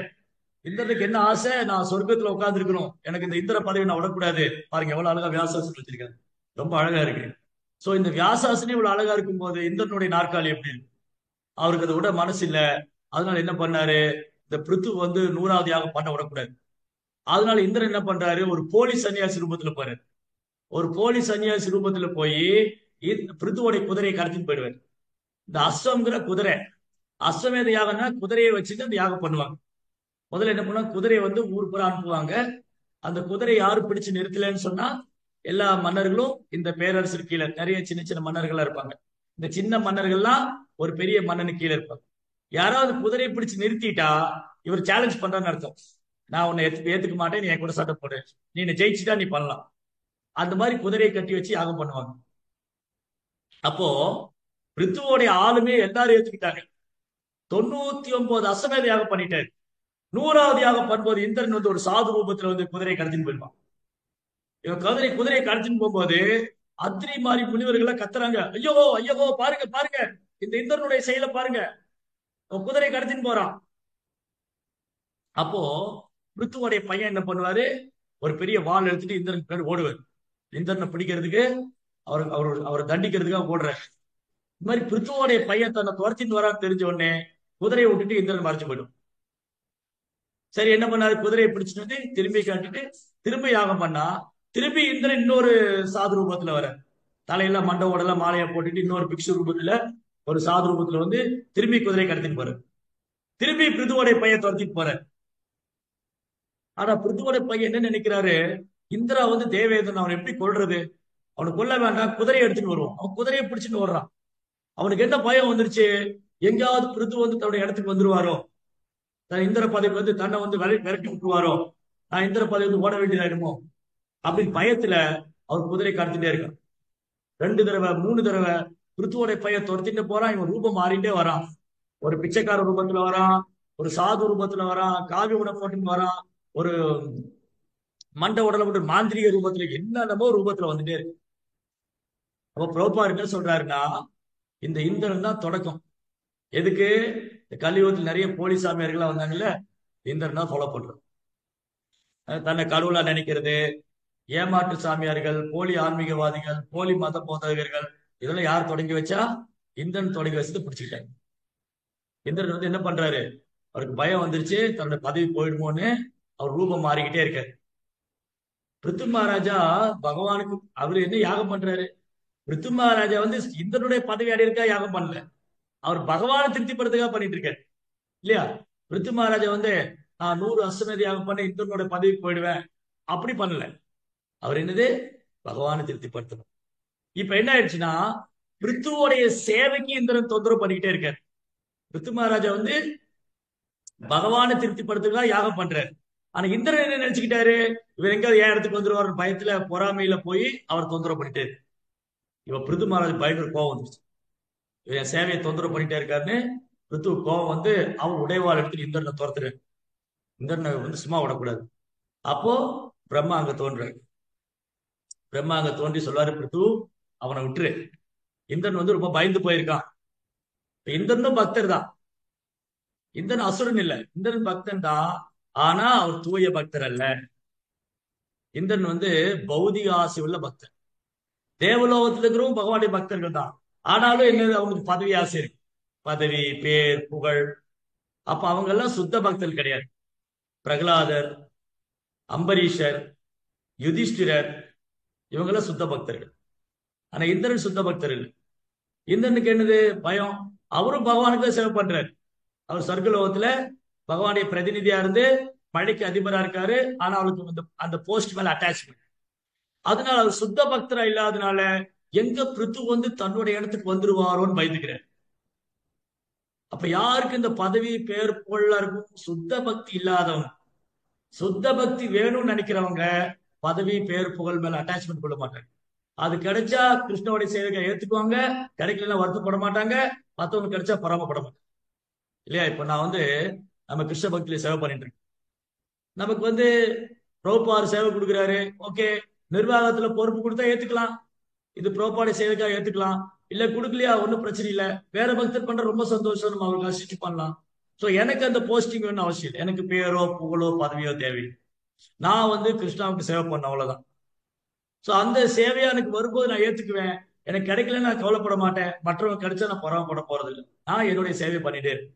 நான் வந்து ஒரு எளிமையான பணிவான சேவைனா சேவை பண்ணிட்டு இருப்பேன். பிருத்துமராஜ் அந்த மூட்ல தான் பண்ணிட்டு இருக்கேன். ஆனா இந்திரனுக்கு என்ன பிரச்சனைனா, அவருக்கு பதவி கூட தயாரா இல்ல, அவரு சேவை பண்றதுக்கு ஆசை இருக்கு, ஆனா பதவியோடு இருந்து பண்ண ஆசை. இதுதான் மென்டாலிட்டி. ஒருத்தருடைய மென்டாலிட்டி எப்படி இருக்கு, அவரு பக்தர் தான், ஆனா கலப்படமான பக்தரா இருக்காரு, சுத்த பக்தர் இல்ல. பிருது மகாராஜ் சுத்த பக்தரா இருக்காரு, அவர் பகவானை திருப்திக்காக யாகம் பண்றாரு. அது இந்திரன் தொந்தரவு பண்ண ஒரு கோவம் வரும். ஏன் இப்ப நம்ம சர்வீஸ் யாரா டிஸ்டர்ப் பண்ண கோவம் இல்ல, பிரபு என்னைய தொந்தரவு பண்ணீங்க, என்ன விட்டுருங்க, நான் பாட்டுக்கு என் சேவை பண்ணிட்டு இருக்கேன், என்ன தொந்தரவு பண்ணாரு. இல்ல நீங்க பண்ணுங்க, நீங்களும் வந்து பண்ணுங்க, யாரும் என்ன பண்ணி பேசுவோம் இல்லையா. அந்த மாதிரி பிருத்து மகாராஜாவுக்கு என்ன இந்த இந்திரன் இப்படி தொந்தரவு பண்ணிட்டே இருக்காரு. அப்ப பிரம்மா வந்து சொல்றாரு, பிருத்து மகாராஜ், நீங்க ஆல்ரெடி 99 யாகம் பண்ணிட்டீங்க, இதுல திருப்தி அடையாத பகவான இந்த 100வது இயக்கத்துல திருப்தி அடைய போறாரு இல்லையா? ஏற்கனவே உங்க தபத்திலையும் உங்க உங்க பிரதத்திலையும் உங்க யாகத்திலையும் பகவான் திருப்தி அடைஞ்சு உங்களுக்கு தரிசனமே கொடுத்துட்டாரு. அப்போ இந்த 99 யாகத்துல திருப்தி அடையாத பகவான் தான் 100வது யாகம் பண்ணி தான் திருப்தி அடைய போறாரா? இல்லையே. அப்ப 99 போதும் அப்படியே நிப்பாட்டி நீங்க இந்த 99 யாகத்தோட நிப்பாட்டிருங்க. 100 வேண்டாம், இத்தனை பயந்துட்டு இருக்கான். நீங்க 100 பண்ணணும்னு நினைச்சா அவன் திரும்ப திரும்ப இந்த மாதிரி தொந்தரவு பண்ணுவான். அவன் மேல மேல வேற வேற ரூபம் மாறுவான். அவன் பிச்சைக்காரனா வருவான், துறவியா வருவான், சன்னியாசி ரூபத்துல வருவான். இந்த மாதிரி எல்லாம் பண்ணி இவங்க எல்லாம் வழி தவறி போறதுக்கு அவன் பாதை வகுத்துட்டே இருப்பான். இந்த மாதிரி நிறைய ஆன்மீகவாதிகள் சாதுக்கள் தவறான வழியில போறதுக்கான பாதை எதிரும் தொடக்கி வச்சுக்கிட்டே இருப்பான். இதை ஸ்டாப் பண்ணுங்க. வேண்டாம், அவன் பயந்து போயிருக்கான், அவனை தண்டிக்கவும் வேண்டாம், அவனை பயமுறுத்தவும் வேண்டாம், நீங்க இதோட நிப்பாட்டிடுங்க. பிரம்மா வந்து சொன்ன உடனே பிருத்து மகாராஜ் என்ன பண்ணாரு? ஸ்டாப் பண்ணு. சரி, okay. Brahma is authority. So அதிகாரி வந்து சொன்ன உடனே பிருத்து மகாராஜ் மறு பேச்சு பேசல. இப்ப நாம அங்க இருந்தா என்ன பண்ணுவோம்? ஏன் நான் தான் விட்டு கொடுக்குமா? இந்திரன் விட்டு கொடுக்க மாட்டானா? நான் பாட்டுக்கு ஏன் சேவை ஒழுங்கா பண்ணிட்டு இருக்கேன், ஏன் அவன் வந்து கொடுக்குறான்? நம்ம போய் சண்டை போடுவோம். நம்ம அதிகாரி யாராவது சொன்னா நம்ம சண்டை போடுவோம்.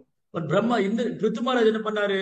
பிரம்மா வந்து சொன்ன உடனே ஒரு வார்த்தை பேசாம ஸ்டாப் பண்ணிட்டு, ஓகே, அவர் சொல்றது நியாயம்தான். 99 யாகத்துல திருப்தி அடையாத பகவான் 100வது யாகத்துல திருப்தி அடைவா போறாரு? ஆல்ரெடி பகவான் திருப்தி அடைஞ்சிட்டாரு. நீ 100 யாகம் பண்ணி தான் நான் பகவான் திருப்தி படுத்தணும் அவசியம் இல்லை. ரைட்? நம்முடைய சேவையில கிருஷ்ணா திருப்தி அடைஞ்சிட்டாருன்னா நமக்கு வேற எதுவும் தேவையில்லை. அல்டிமேட் கோலே, நம்முடைய அல்டிமேட் கோலே வந்து குருவை கிருஷ்ணாவை திருப்தி படுத்துறதா, பேர் புகழ் பதவிக்காக அல்ல. நம்முடைய அல்டிமேட் கோலே குருவையும் கிருஷ்ணாவையும் திருப்தி படுத்துதான். பிருத்துமாருடைய சேவையில அவருடைய கிருஷ்ணா திருப்தி அடைஞ்சிட்டாரு. இனி அவர் என்ன அடைய வேண்டியது? அதனால பிருத்துமாரா சொன்னார், ஓகே பிரம்மதேவரே, நீங்க வந்து சொல்றீங்க, நான் ஸ்டாப் பண்ணிடுறேன். நிறுத்திட்டாரு. பிருத்துமாரை நிறுத்தினோடனே இந்திரனுக்கு கொஞ்சம் வெக்கம் ஆயிடுச்சு, அவமானம் ஆயிடுச்சு. சே, அப்பதான் அவர் உணர்றாரு, இப்ப ஏற்பட்ட பக்தனை போய் நான் தொந்தரவு பண்ணிட்டேன். பாருங்க, இப்ப இந்திரனுக்கு ரியலைசேஷன் வருது. சே, அவர் வந்து என்னமோ நான் இந்திர பதவிக்கு வந்துருவான்னு பயந்து போய் அவரை தொந்தரவு பண்ணி அவருக்கு அபராதம் பண்ணி அவருடைய சேவையை டிஸ்டர்ப் பண்ணி நான் எவ்வளவு பெரிய தவறு பண்ணிட்டேன். இந்திரா வந்து மன்னிப்பு கேட்கிறேன். இந்திராவை பிருத்து இப்ப ஃப்ரெண்டு, நெருங்கி நண்பர்கள் ஆயிட்டாங்க. இவ்வளவுதான். சோ அதனால இந்திரா தன் தவறை உணர்ந்து பிருத்துமாராவுடைய மனதை புரிஞ்சுக்கிட்டு அவருடைய நண்பரை பிருத்து மகாராஜா வந்து திரும்பி அவருடைய சர்வீஸ் கண்டினியூ பண்ணார். திரும்பி அவர் சேவை கண்டினியூ பண்ணி அவர் நல்ல யாகம் செஞ்சு அவர் நல்ல மக்களை வந்து நல்ல வழியில நடத்தி அவர் ஒரு சிறந்த மன்னரா இருக்கார். அப்புறம் பிருத்து மகாராஜா வந்து 4 குமார்ல ஒருவரான சனாத் குமாரர் சந்திக்கிறார். அவர் வந்து ஒரு கைட் பண்றாரு. இந்த ஃபாலோயிங் அத்தாரிட்டி சனத்குமாருக்கு வந்து அறிவுரை பெறுது.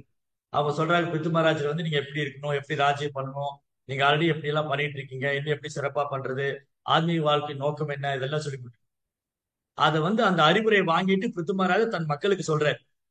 தன் மக்களை சபையில கூட்டி வச்சு பிருத்து மகாராஜர் அவங்க அற்புதமான உபதேசம் பண்றாரு. மனித வாழ்க்கையின் குறிக்கோள் என்ன?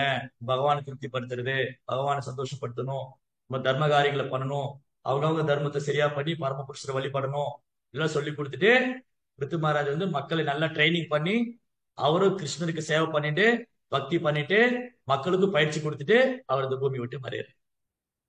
இந்த மாதிரி ஒரு ரூல், ஒரு கிங், ஒரு ஆட்சி இருந்தது பிருத்துவோட சரித்திரம். அதுல வந்து நிறைய இடங்கள்ல ப்ரோப்பா எழுதியிருக்காரு. இன்னைக்குள்ள அரசியல் தலைவர் கட்டாயம் இதை படிக்கணும், பாகவதம் படிக்கணும். அப்பதான் ஒரு மன்னனுடைய ஒரு ராஜாவுடைய தர்மம் என்ன, அவர் எப்படி நேர்மையா வாழணும், பிரஜைகளுக்கு என்ன கொடுக்கணும், அவர் எப்படி இருக்கணும், எல்லாமே எவ்ரி திங் சார் எல்லாமே பாகவதத்துல இருக்கு. ரொம்ப அழகா எழுதியிருக்காரு. ஸோ ரொம்ப பியூட்டிஃபுல் எபிசோடு. ரித்துவோடைய சரித்திரம் வந்து நமக்கு அழகான பாடம். எப்படி நம்ம பகவான் மேல அன்பு செய்யணும், அதுதான் வாழ்க்கையின் குறிக்கோளா வச்சுக்கணும். இந்த பூமியில மீண்டும் பிறக்கக்கூடாது அப்படின்னா பகவானுடைய தாமரை திருப்பாத்தை அடையணும். அதுக்கு வந்து எப்படி பிருத்து மகாராஜா வந்து குமாரர்கள் சொன்னது அப்படியே தன்னுடைய பிரஜைகளுக்கு சொன்னாரோ, அதே மாதிரி பிரபுபாதர் நமக்கு நிறைய சொல்லி கொடுத்துருக்காரு. பாகவதற்கெல்லாம் விளக்கம் கொடுத்து எப்படி நம்ம கிருஷ்ணர் மேல மனதை நிறுத்துறது, எப்படி அவருக்கு சேவை பண்றது, எப்படி நம்ம வாழ்க்கையை கிருஷ்ணரை மையமா வச்சு அமைச்சுக்கிறது, எல்லாம் பிரபுபா சொல்லி கொடுத்து. ஹரே கிருஷ்ணா கிருஷ்ணா கிருஷ்ணா ஹரே ஹரே, ஹரே ராம் ராம் ராம் ஹரே ஹரே. நாம ஜபம் நமக்கு நல்ல ஒரு பாக்கியம். பகவானே சைத்தன்யரா வந்து சைத்தன்ய மாப்பிள்ள வந்து நாமத்தை கொடுத்திருக்காரு. அதை பிரபுபார் உலகெல்லாம் கொண்டு போய் கொடுத்திருக்காரு. இப்படி ஒரு ஆப்பர்ச்சுனிட்டி, இப்படி ஆப்பர்ச்சுனிட்டி வந்து நமக்கு பகவான் கொடுத்திருக்காரு. சைத்தன்ய மகாபிரபுவும் பிரபுபாதரும் ஆன்மீக குரு நமக்கு கிடைச்ச பெரிய வரப்பிரசாதம். அன்னைக்கு பிருத்து வந்து எப்படி ராஜ்யத்தை கொடுத்தாரோ அந்த மாதிரி இன்னைக்கு பிரபுபாதர் வந்து நமக்கு எல்லாம் கிருஷ்ண பக்தி கத்து கொடுத்திருக்காரு. பிரபுபாதர் ஆல்சோ சத்யாவேஷ் இல்லையா? கிருஷ்ண சக்தி நகிவினா கிருஷ்ணரால சக்தி அளிக்கப்பட எப்படி பிரச்சாரம் பண்ண முடியும்? பிரபுபாதர் வந்து ரொம்ப அழகா ஒரு நாடும் கண்டங்களும் பிரயாணம் பண்ணி இந்த பிருத்துமாவுடைய போதனைகள், கிருஷ்ண உணர்வின் தத்துவங்கள், அது வாழ்க்கையில் எப்படி நடைமுறையில் எப்படி பயிற்சி பண்றது, சும்மா வார்த்தையா சொல்லல, அது நடைமுறையில பயிற்சி பண்ணி காமிச்சு. பிருத்து மகாராஜ் நடைமுறையில பயிற்சி பண்ணி காமிச்சு. அது மாதிரி பிரபுபாதரும் நடைமுறையில பயிற்சி பண்ணி. அப்ப ஆச்சாரியரா இருக்கிறன்னா வெறும் பச்சாகர் இல்ல. ஆச்சாரியன்னு சொன்னா வார்த்தையில சொல்றோம்ல, அது நடைமுறையில வாழ்ந்து காமிச்சு. அதுதான் ஆச்சாரியா. ஒரு உபன்யாசகருக்கும் ஆச்சாரியருக்கும் நிறைய வித்தியாசம். சில உபன்யாசகர்லாம் டிவியில பேசுவாங்க. சில உபன்யாசகர்லாம் ரொம்ப அழகா பேசுவாங்க. ஆச்சாரியர் என்ன பண்ணுவாங்க? ஜெய் ஸ்ரீ கிருஷ்ண பல்ராம் கி. ஆச்சாரியர் வந்து நடைமுறையில வாழ்ந்து காமிப்பாங்க. அதனால அப்பேற்பட்ட ஆச்சாரியர்கள் தோன்றிய சம்பிரதாயம், குருமார்கள் இன்னைக்கு இருக்காங்க நம்மளை வழி நடத்துறதுக்கு. வாய்ப்பை பயன்படுத்திட்டா ரொம்ப சந்தோஷமா இருக்கலாம். வாழும்போதும் ஆனந்தமா இருக்கலாம். இந்த உடலை விட்டாலும் பகவான் பயன். ஹரே கிருஷ்ணா. கிரந்தரா ஸ்ரீமத் பாகவதம் கி ஜெய், ஸ்ரீ பிரபுபாத் கி ஜெய். ஓகே, இன்னொரு 15-20 மினிட்ஸ் இருக்கு. ஆஃபரிங் பண்றாங்க. உங்களுக்கு ஏதாவது கேள்விகள் இருந்தா கேட்க. ஏதாவது கேள்விகள், சந்தேகங்கள், உங்க கருத்துக்கள் ஏதாவது இருந்தாலும்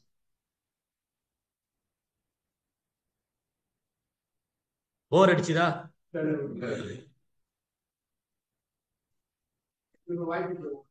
ஹரே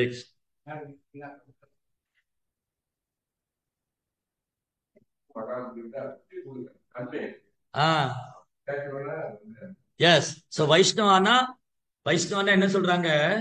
மறப்போம், மன்னிப்போம். மன்னிக்கிறது மட்டும் இல்ல, மறந்தே போயிரு. இப்போ நான் உங்களுக்கு ஏதாவது கெடுதல் பண்ணிட்டேன்னு வச்சுங்களேன், நீங்க என்ன பார்க்கும் போதெல்லாம் இவர் தான் எனக்கு அப்படி பேசினார் அப்படின்னு நினைக்க கூடாது. சரி, அவர் ஏதோ சூழ்நிலை பேசிட்டாரு, அது அப்படியே மறந்து போயிடும். திரௌபதி என்ன பண்ணாங்க? திரௌபதியோட 5 குழந்தை அஸ்வத்தாமன் கொண்டு போட்டான். 5 குழந்தைங்க எப்படி இருக்கு? ஆனா திரௌபதி என்ன சொல்றாங்க? அவரை மன்னிச்சு விட்டுருங்க, குருவோடைய பையன், நம்ம குரு மாதிரி இல்லையா? அஸ்வத்தாம வந்து துருவான்சருடைய பையன். அப்போ கிருஷ்ணர் என்ன பண்ணாரு? சாய்ஸ் வந்து பாண்டவர்கிட்டயே விட்டாரு. ஆனா பகவானும் சொல்றாரு அஸ்வத்தாமனு கொல்லு. கிருஷ்ணர் அர்ஜுனா, அஸ்வத்தாமனு கொல்ல, பெரிய பாவியம், அவன் பிரம்ம பந்து, அவன் பிராமண குலத்துல பிறந்திருந்தான். ஆனா பிராமண உண்டான தொழில் பண்ணலாம். அவனுடைய செயலை வந்து துரியோதனே விரும்பல. துரியோதன் ஒரு சத்திரியன், யுத்தத்துல நேருக்கு நேரம் சண்டை போறத விரும்புவான். இவன் போய் தூங்கிட்டு இருந்த குழந்தைகளை பீஸ் பீஸா வெட்டிட்டான் அஸ்வத்தாமன். இது துரியோதனுக்கே சந்தோஷம் இல்ல. ஆனா கிருஷ்ணர் சொல்றாரு அவன் கொடும் பாவியாவன், அவனை கொல்லலாங்கிற. இப்ப அர்ஜுனன் முடிவெடுக்கணும், கொல்லலாமா வேண்டாமா. பீமன் கொன்னுருங்கிறான், யுதிஷ்டர் வேணாங்கிறாரு, ஒரு சிலருக்கு ஒண்ணுன்னு சொல்றாங்க. இப்ப அந்த குழந்தையோட அம்மா வந்து திரௌபதி. ஆனா திரௌபதி விட்டாச்சு. திரௌபதி நீ என்ன சொல்றது? திரௌபதி என்ன சொன்னா? உன் பிராமணா குருவோடைய பையன், அவனுக்கு கொல்ல வேண்டாம், மன்னிச்சு விட்டுறலாம். எவ்வளவு பெரிய மனசு இருக்கு இல்லையா? அன்னைக்கு சபையில வந்து துச்சாசனன் புடவையை பிடிச்சு இழுத்தான். அன்னைக்கு திரௌபதி என்ன சபதம் பண்ணாங்க? அது துச்சாசனோட ரத்தம் எடுத்து என் கூந்தல்ல பூசிட்டு தான் நான் குளிப்பேன். பாவி துச்சாசனின் செந்நீர், அந்த பால் தூரியோதன் ஆக்கையின் ரத்தம் மேபி இரண்டும் கலந்து குழல் மீதினில் பூசி நறுனை குளிப்பேன். சீவி குழல் முடியேன், அது செய்யும் முன்னே முடியேன் என்று உரைத்தார். திரௌபதி சபதம். திரௌபதி சபதம் என்ன போட்டிருக்காங்க? 2 ஷாம்பு மிக்ஸ் பண்ணணும். ஒரு ஷாம்பு வந்து துரியோதனுடைய ரத்தம், இன்னொரு ஷாம்பு வந்து துச்சாசன் ரத்தம். 2ஐயும் கலந்து கூந்தல்ல பூசுவேன், அதுக்கப்புறம் தான் குளிப்பேன்னு தலைமுடியை விரிச்சு விட்டாங்க. பெண்கள் எப்பவுமே தலைமுடியை விரிச்சு கோலமா இருக்கக்கூடாது, அது அமங்கலம். கலியுகத்துல அது ஃபேஷன் ஆயிப்போச்சு. பெண்கள் தலைவிரி கோலமா இருந்தது இன்ஆஸ்பீஷியஸ். இறந்த வீட்டுலதான் அப்படி இருப்பாங்க. அப்ப திரௌபதி சொன்னா, இந்த துரியோதன் துச்சாசன் கொல்ற வரைக்கும் நான் கூந்தல முடிய மாட்டேன். அப்பேற்பட்ட சபதம் எடுத்தவோ இந்த 5 பொண்ணுகளை கொண்டு அஸ்வத்தாமனை மன்னிக்கிறார். அப்ப எது வேதனை?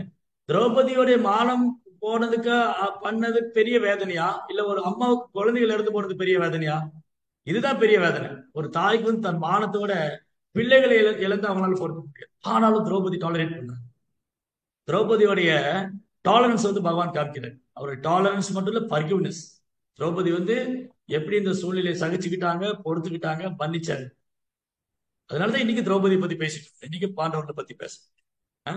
அன்னைக்கு நடிச்சிருந்த திரௌபதி அர்ஜுனா சற்றும் தாமதிக்காது, அஸ்வத்தாமன் தலையை துண்டிச்சிருன்னு சொல்லி இல்லையா? கிருஷ்ணரும் ரெடியா தான் இருக்கு, நோ ப்ராப்ளம். ஏன்னா அவ்வளவு பாவம் பண்ணியிருக்கான். இப்ப திரௌபதி என்ன பண்ணாங்க? அதை மன்னிக்க மட்டும் இல்ல, மறந்துட்டாங்க. ஓகே, நடந்து போய் அப்போ திரௌபதி என்ன சொல்றாங்க?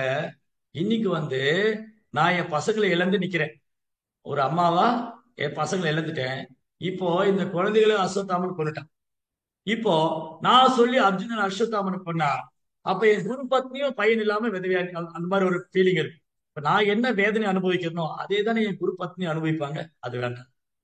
பாத்தீங்களா? இதுதான் கருணை. கருணைன்னா என்னது? திரௌபதி என்ன நினைக்கிறாங்க? நான் குழந்தைகளை இழந்து வேதனைப்படுறேன் இல்லையா, இதே வேதனை என் குரு பத்னி அனுபவிக்கணுமா? அஸ்வத்தாமனை கொண்டுட்டா துரோணாச்சாரங்க மனைவி 2 பேரும் வேதனைக்கு ஆளாவாங்க. நான் ஏன் அவங்களை வேதனைக்கு உள்ளாக்கணும்? அப்ப என் கஷ்டம் என்னுடைய போகட்டும். அதான் வைஷ்ணவம்.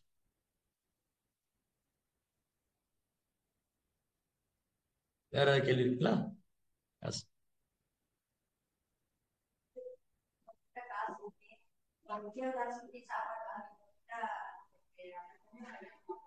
ஆ, நம்ம கிட்ட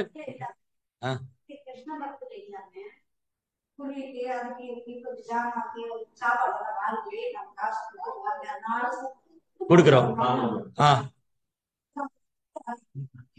ஆஹா, அதாவது அது என்ன பண்ணுனா நல்ல விஷயம் தான். அப்போ என்கிட்ட ரொம்ப செல்வம் இருக்குன்னா நான் இல்லாதவங்களுக்கு சாப்பாடு கொடுக்கலாம். பசின்னு வந்தவங்களுக்கு சாப்பாடு போடலாம், பறவைகளுக்கு சாப்பாடு போடலாம், குருவிகளுக்கு இதெல்லாம் சாப்பாடு போடலாம். இது புண்ணியம். இந்த புண்ணிய காரியத்துக்காக நீங்க சொர்க்கத்துக்கு போகலாம். ஆனா வைஷ்ணவம் என்னன்னு சொன்னா, நீங்க இந்த கிருஷ்ண உணர்வா மாத்தணும். இப்ப என்ன ஆகும்னா, உங்ககிட்ட பணம் இருக்கா, நீங்க பிரசாதம் பண்ணி கொடுங்க, பகவானுக்கு ஆஃபர் பண்ணிட்டு அந்த பிரசாதத்தை டிஸ்ட்ரிபியூட் பண்ணா அதுல பாவம் கிடையாது, புண்ணியம் கிடையாது.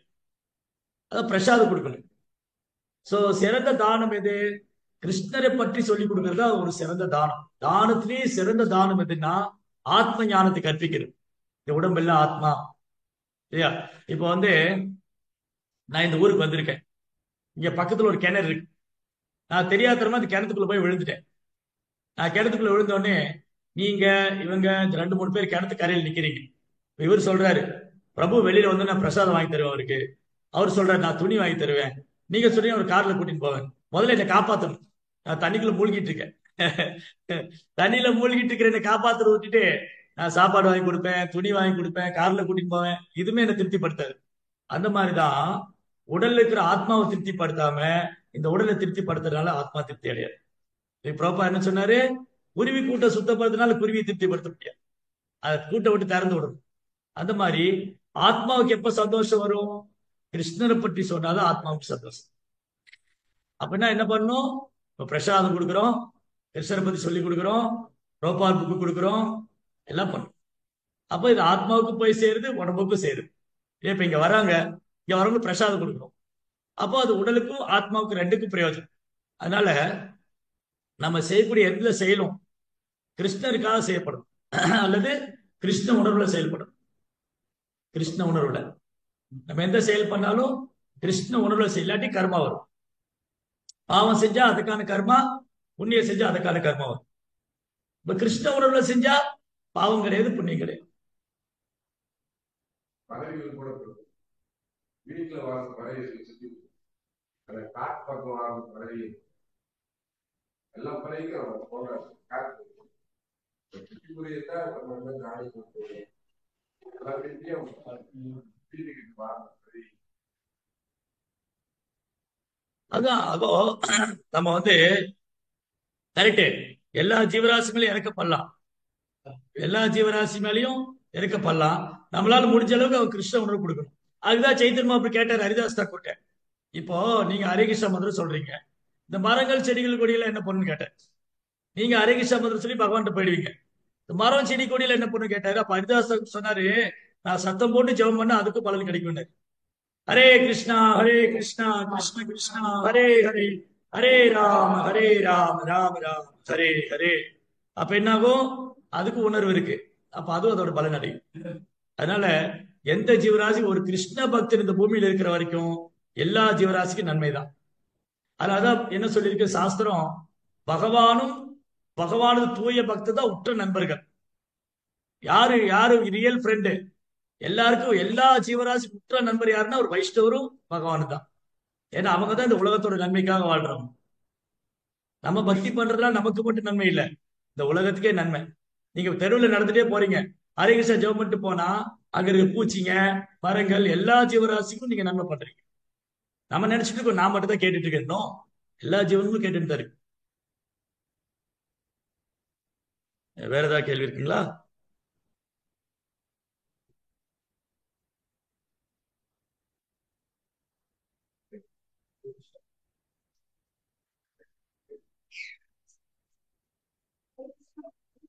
எஸ் மாதாஜி.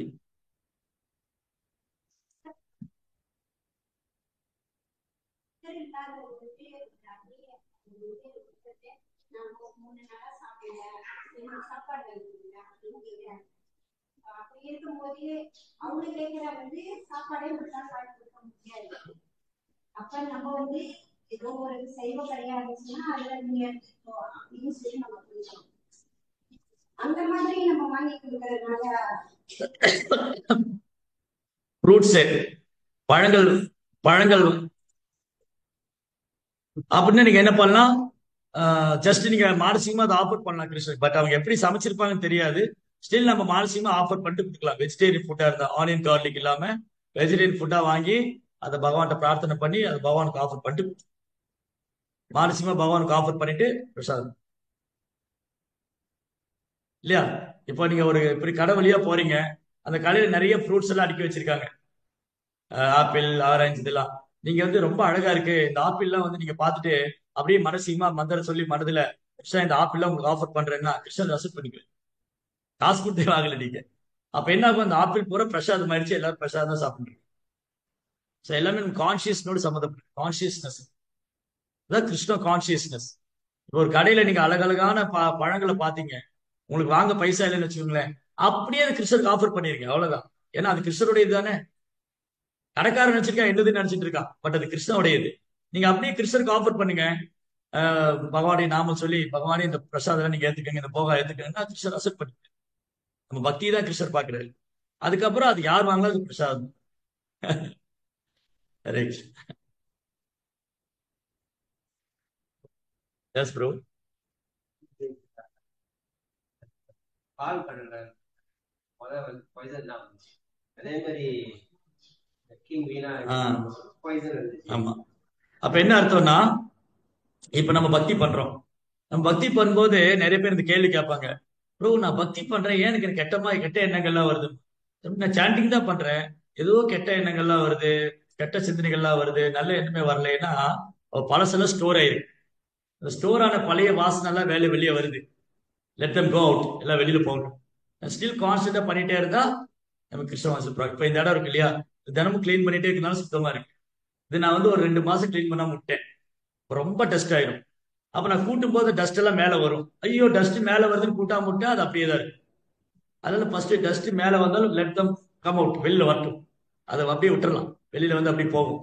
தென் கான்ஸ்டன்டா பண்ணிட்டே இருக்கும்போது பியூரிஃபை ஆகும்.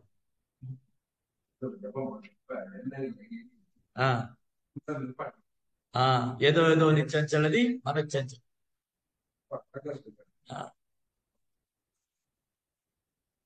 மனசோட வேலை என்னன்னா அது டிவைட் ஆகிட்டே தான் இருக்கும், அது பிடிச்சிட்டே வரும்.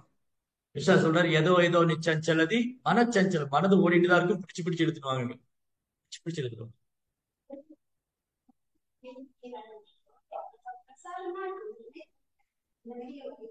சில பேர் பொசிஷன் வேணும், காசு கொடுங்க, பணம் கொடுங்க அப்படின்னு கேட்கறாங்க. அந்த மாதிரி கொடுக்கறது நம்ம அது எப்படி? ஸோ கூடுமான வரைக்கும் நம்ம பிரசாதம் கொடுக்கலாம், ப்ரோபால் புத்தகங்கள் கொடுக்கலாம். காசு கொடுக்குறோன்னா அவங்க சரியா யூஸ் பண்ணுவாங்கன்னு ஃபர்ஸ்ட் பார்க்கணும். சில இன்னும் இந்தியாவில் என்ன பண்ணுவாங்க, சில பிச்சைக்கார பிரசாதம் கொடுத்தா வாங்க மாட்டோம், காசு கொடுமா, அந்த காசு வேண்டி அங்கே போய் சாராயம் பிடிப்பான், இல்லை பீடி பிடிப்பான், சிகரெட் பிடிப்பான். ஏன்னா அவனுக்கு அதுதான் வேணும், அப்ப கொடுக்கக்கூடாது, தரக்கூடாது. ஏன் அவன் தப்பு பண்றதுக்கு நான் ஏன் உடந்தையா இருக்கணும் இல்லையா? அவன் தப்பு பண்றான்னு தெரியுது, உடந்தையா இருக்கக்கூடாது. பிரசாதம் தரேன் சாப்பிடு, இல்லையா நான் தரமாட்டேன், அவ்வளவுதான். காசு கொடுத்து பழக்கூடாது. அந்த மாதிரி நிறைய பேர் இருக்காங்க, காசு வாங்கிட்டு போய் அங்க மிஸ்யூஸ் பண்ணுவாங்க. சொல்லுங்க.